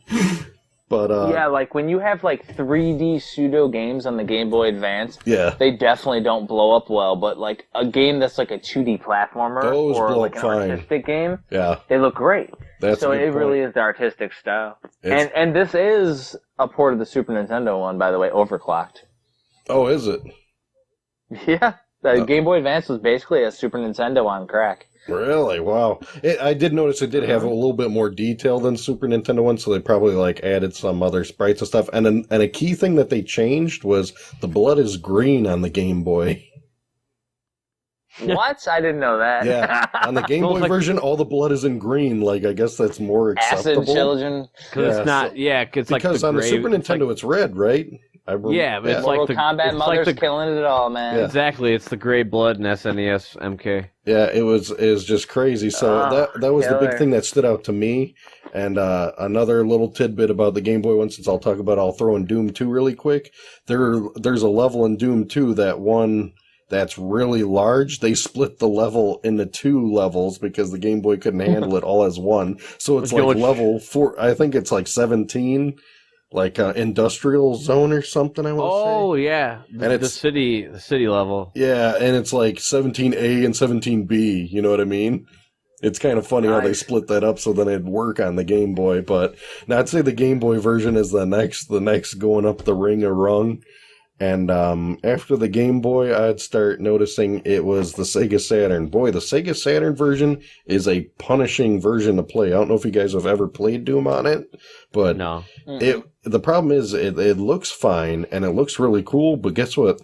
It was poorly ported by, I think it was Rage, and from what I research and understand, they had a very time constraint way to port it. Like, they had to port it ASAP, so they didn't really refine it, and the frame rate is significantly lower than the PlayStation version. So it's the same thing as a PlayStation with a few, like, menu polishing things, and it runs terribly, and I don't even think it supports the serial link. Only the Japanese version does, if you even care to, because it runs like crap anyway. So, I would not recommend playing on the Sega Saturn either. I'd almost play it on the Super Nintendo over the Sega Saturn.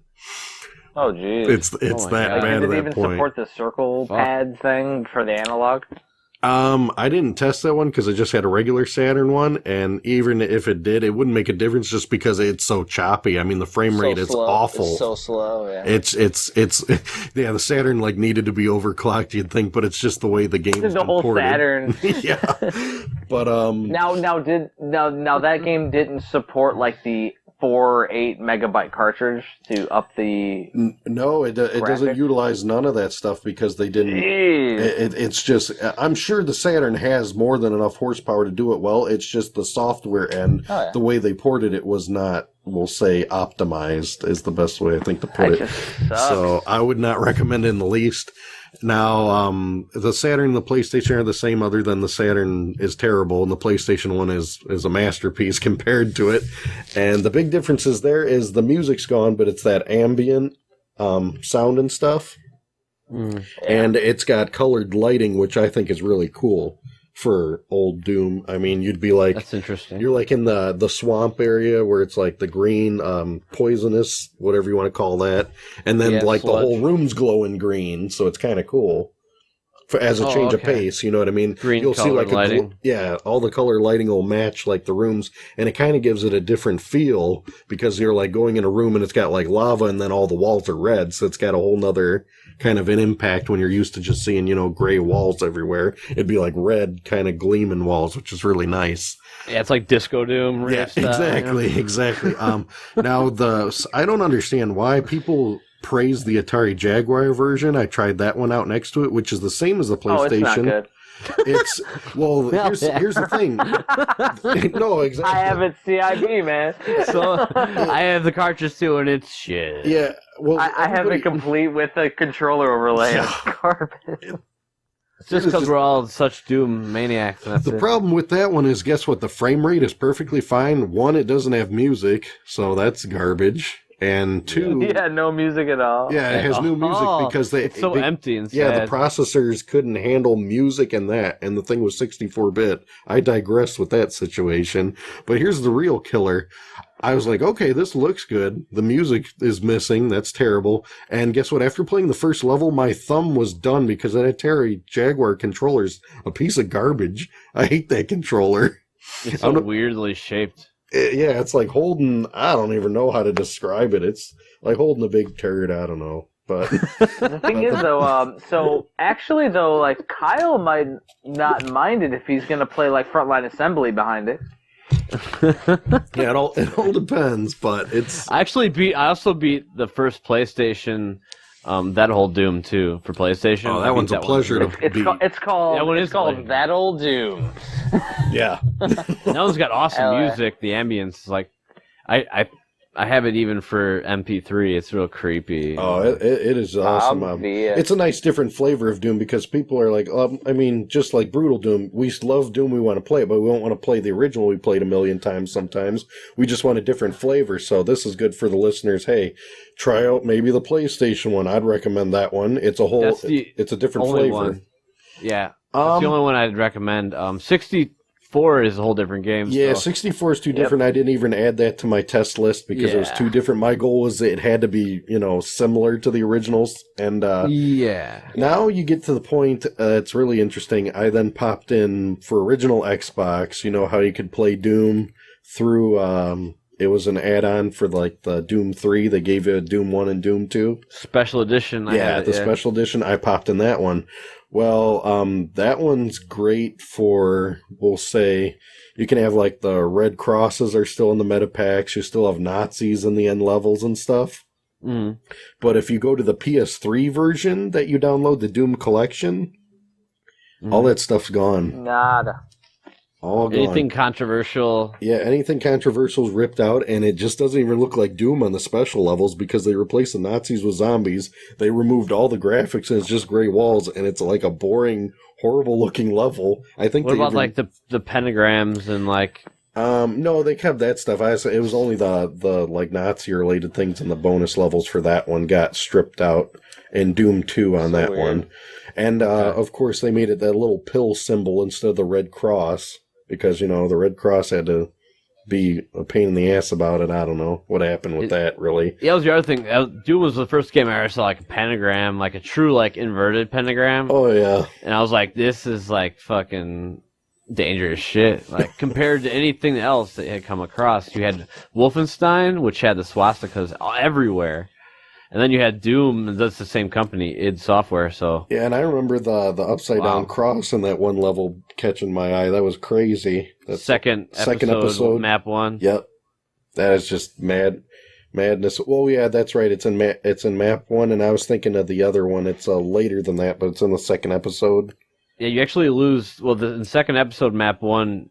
you can lose health to sit You lose 10 health. Yeah, if you go through it and sit there. Yeah, you just sit there, which is pretty cool, too, that they added that on there. But, no, the PS3 is... But here's the screwed up part, and I think they did this for a reason. You can get it for Xbox 360. That's my... I'd say best modern version for gamers out there to just get it. It's unfortunate you can't get it on Xbox One that I know of because that one is the most accurate. The only thing that's changed that I can tell that was obvious was the little symbol on the Red Cross metapacks, but everything else is intact. So since the PS3 version came out after 360, that one got really stripped out. But in the same token, that one offered... Final Doom with it, but you can't play Final Doom on your 360, so you gotta buy both if you want everything on a modern platform. You know what I mean? That isn't a PC. Yeah. So it's kind of jacked how they did that. Might as well just PC it then. Yeah, I mean that is the best route, but you don't know if people in this day and age even have a PC for their gaming or don't want to bother with it. A lot of people, even I know, they're like, "Oh, can I play on that console?" Because they're just lazy or whatever. And if I say PC, they're like, it sounds like too much work. Nobody wants to deal with it anymore. That's why in I think it was the third episode, the most underrated consoles. Yeah. That was one of my votes, the PC, because no one gives it a chance. Yeah, it's just madness. Yeah. But it's so much good shit on it. Oh yeah, no, those are the best ports.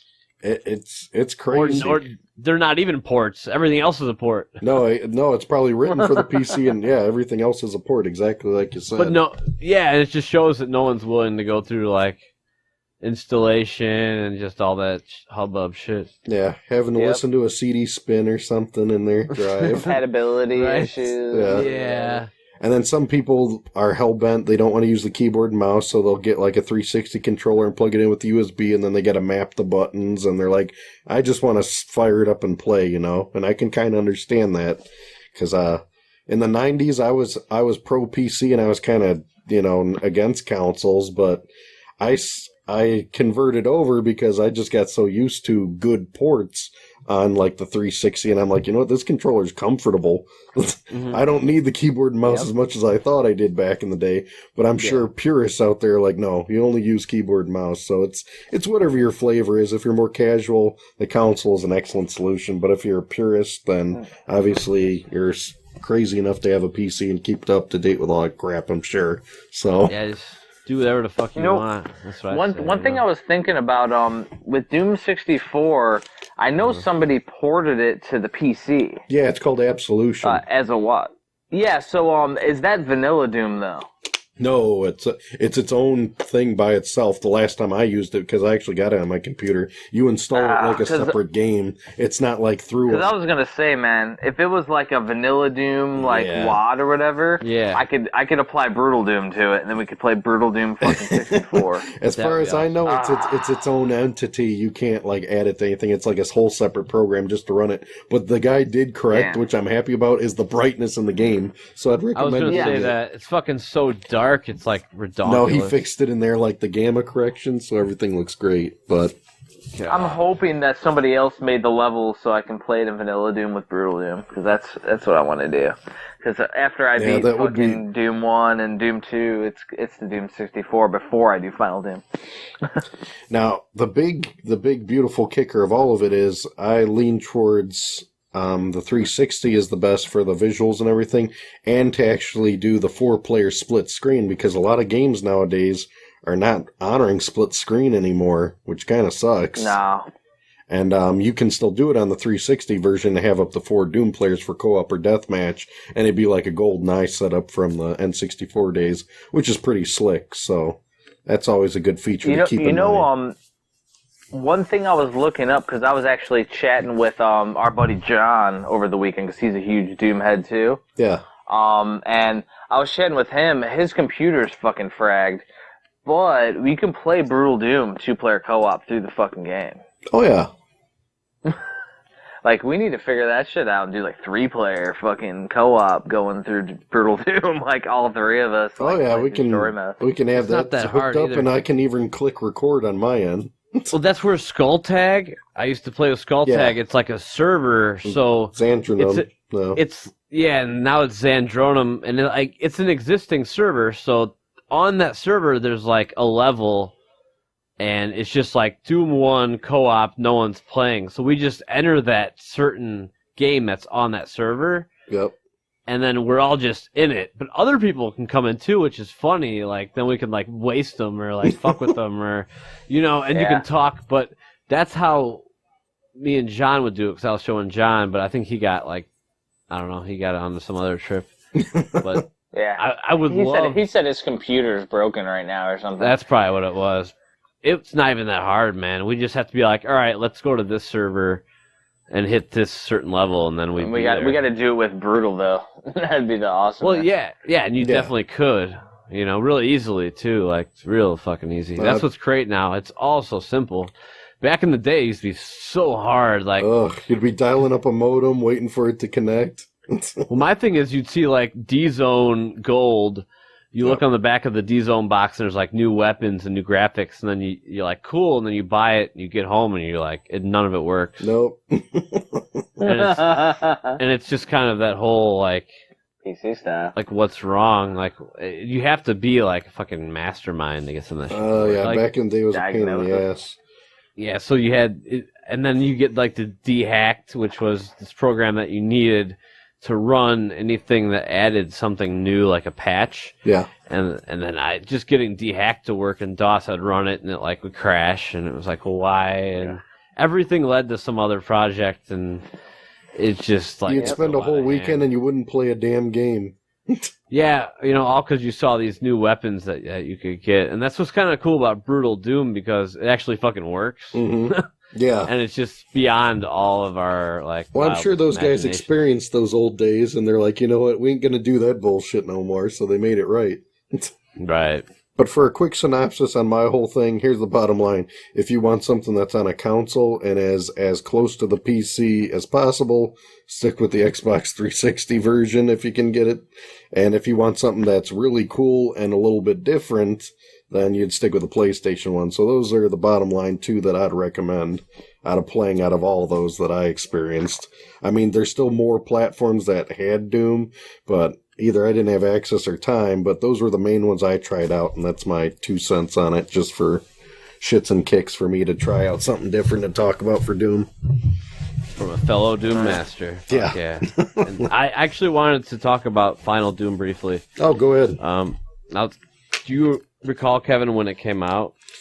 Oh, yeah, I was like, I got it the day it came out, and to tell you the truth, I didn't realize because I didn't follow it. I just knew it was coming out. I was like reading magazines.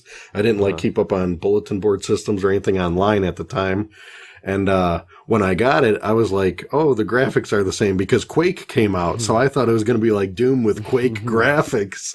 And I'm like, oh, it's still just Doom, which is cool and all. But I mean, we were during that time period that, hey, these graphics have been around since 93. And didn't Final Doom come out in like 96 or 97? Yeah, and that's what I was talking about, that IQ where you can read things as they really are. Yeah. The moment I turned that on, I was like, this is just two Doom 2 hacks. Yep.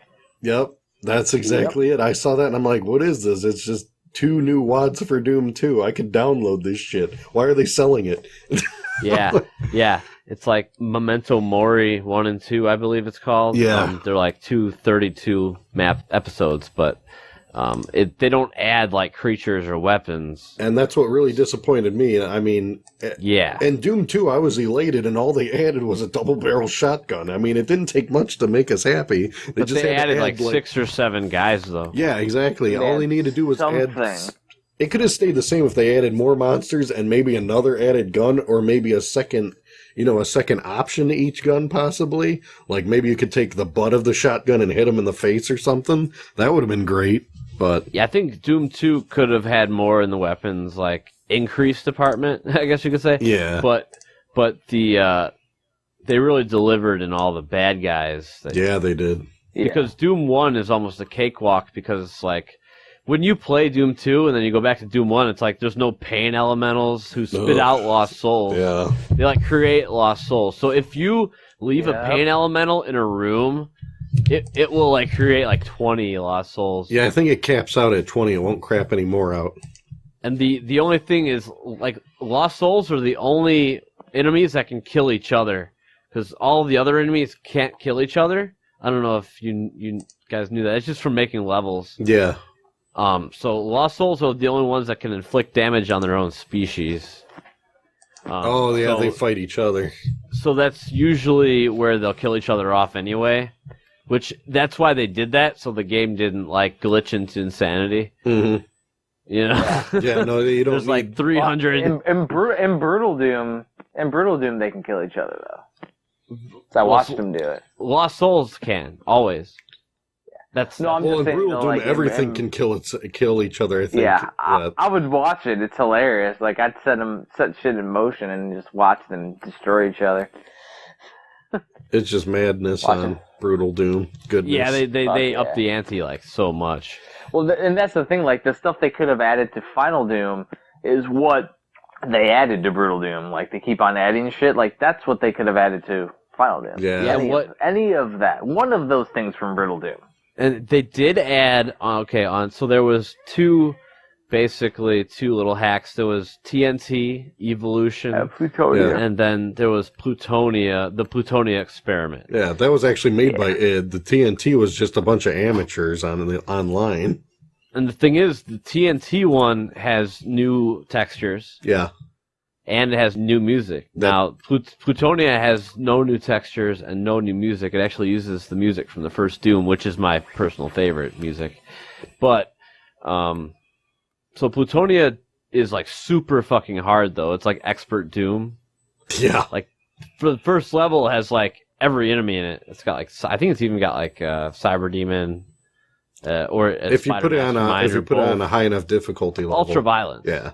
Which, basically, whenever I'm talking about Doom, it's always ultra violence. Well, same for me. I'm just saying for people in general, keep that in mind. But that's a good thing to bring up because, yeah, it's like, that's from what we're looking at. But Plutonius is fucking sane. TNT is more like on a moderate level. Yeah. I actually prefer TNT because it's more like Doom 2. Yeah, it's kind of. Plutonia, it's like you open a door and there's like 8 revenants come at you. Yeah. We're like 2 revenants is like a lot. Like, it ups the ante like so much. The best way to put it is TNT you can play single player and enjoy. Plutonia you better have a co-op buddy. Or a lot of saves. Yeah, or a lot of saves. In Plutonia, there's a level called Hunted. It's all Arch Vials. Yeah, I was never a fan of that one. Holy going shit. through this damn rat's maze with Arch Vials everywhere. And for those who don't know, the Arch Vial can kill you in like 1 or 2 hits. He does like a fire column. Yeah. And he also resurrects. Now, he can't resurrect Arch Vials. Luckily. Species thing. I don't know how the Brutal Doom, I don't know if I've even come across that.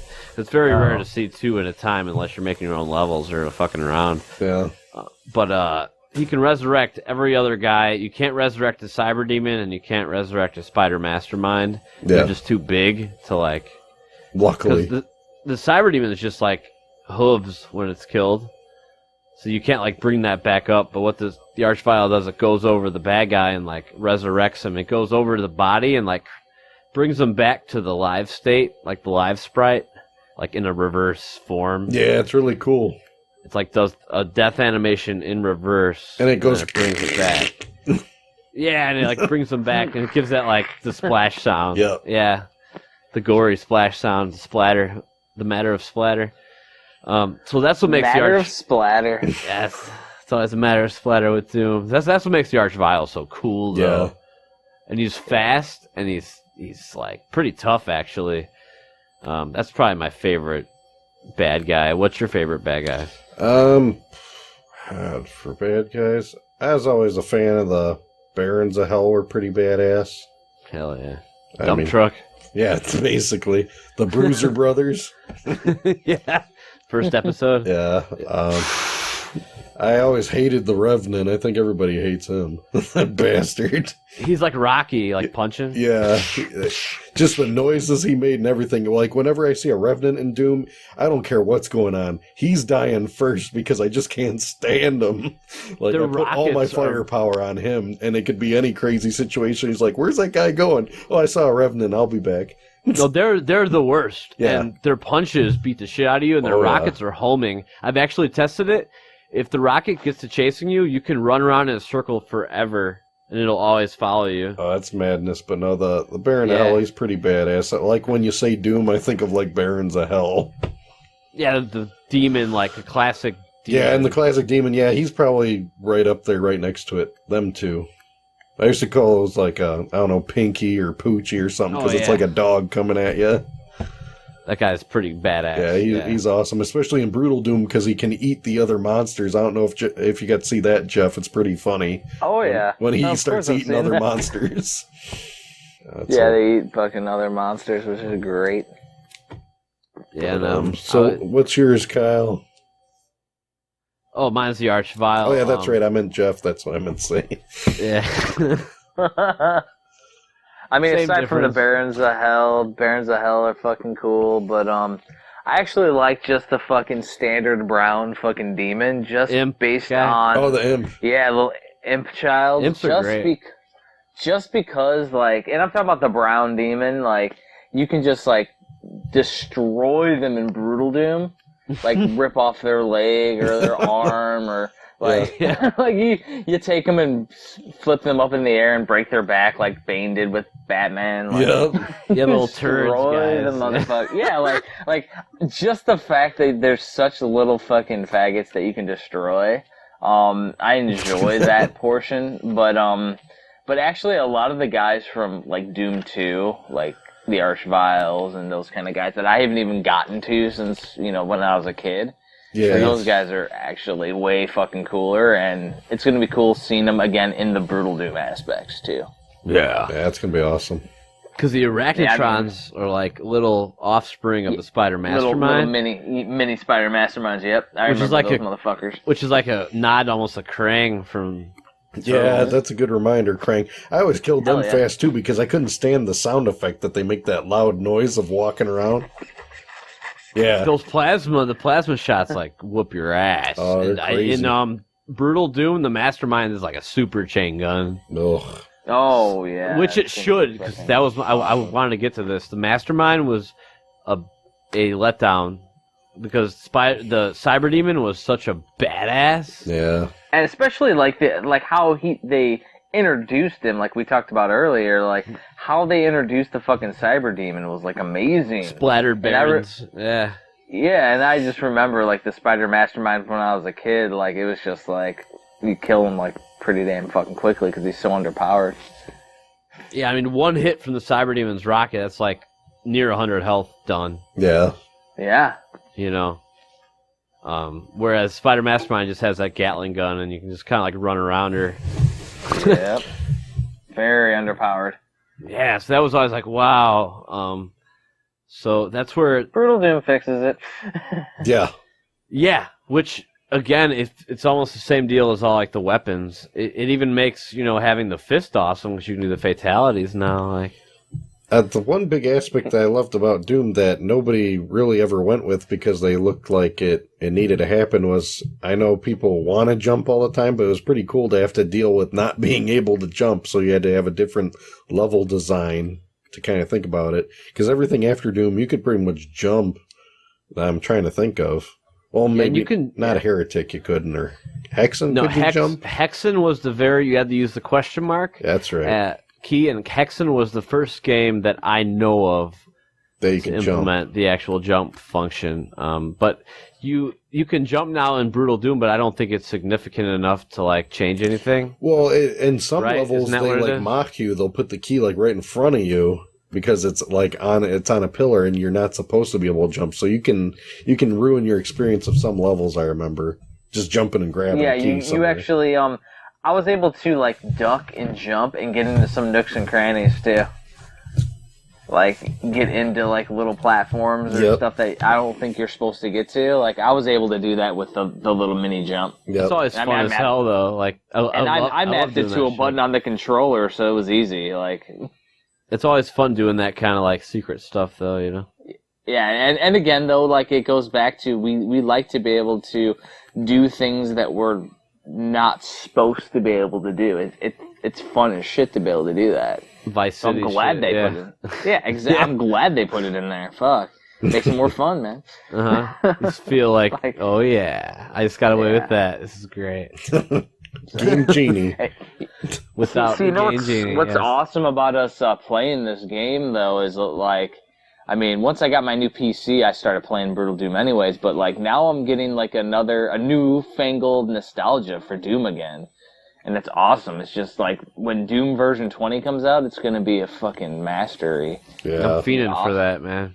Brutal Doom, yes. That's what I'm saying. So it's just like it's great though. It's like. I like the new age nostalgia that we're building based on just playing it so we can bullshit about it. It's fucking awesome. It's great fucking days, I'm telling you, man. Yeah, and it's just the thing with Final Doom 2 was like I recall the gimmick was like Windows 95 was out. Yeah. Yep. So it was Windows 95. I remember Bill Gates, I was just reading about this. Bill Gates wanted to market Windows 95 as more of like a gaming machine as well. Mm-hmm. There's actually a story, you can even look it up. Like he was even in talks where he was going to buy id Software. And there was even an advertisement with Bill Gates is like superimposed into Doom. Yep. And so... He was totally behind Bill Clinton mod. Big Bill Gates mod. There we go, right? Like the NBA Jam deal. Hell yeah, and he was so integral in the whole Doom 95 deal, and I recall that because I had gotten my newer computer because my mom had a Packard Bell, Nice. real old one, and I used to run Doom off of a boot disk. She had 4 megs of RAM, and when I got 16 megs of RAM, I thought I was hot shit. You still are, Kat. I could play Duke. I could play Duke 3D. I could play Hexen. It's like, oh my god, because I tried it on the other ones. Trust me, I tried it, and it no way, Jose. So It was like me trying to play all your games, and like, no.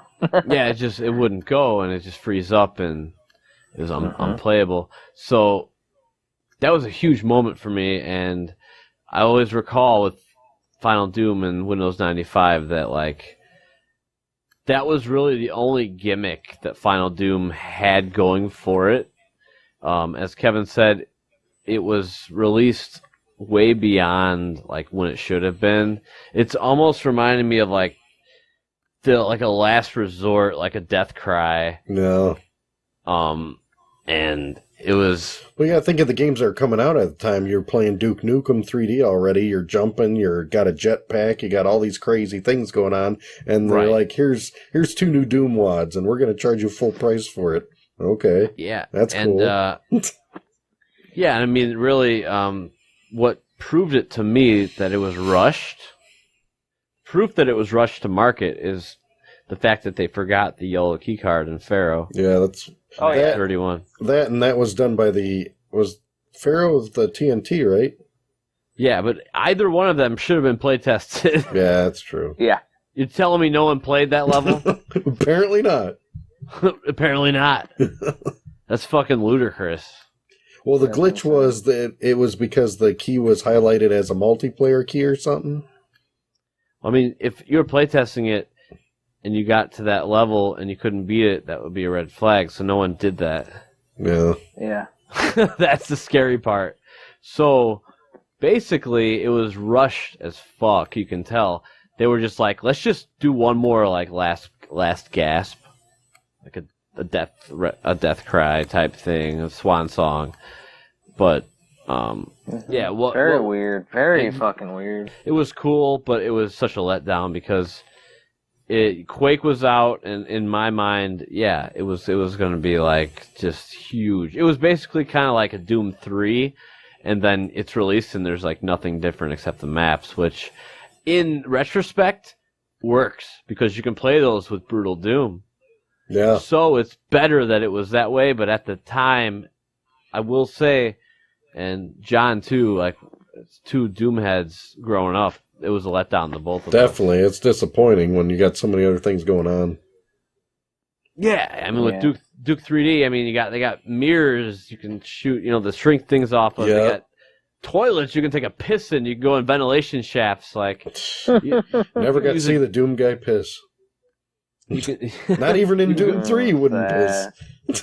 And your guy can talk, and at that point, you definitely realize, yeah, that's one Doom Space Marine.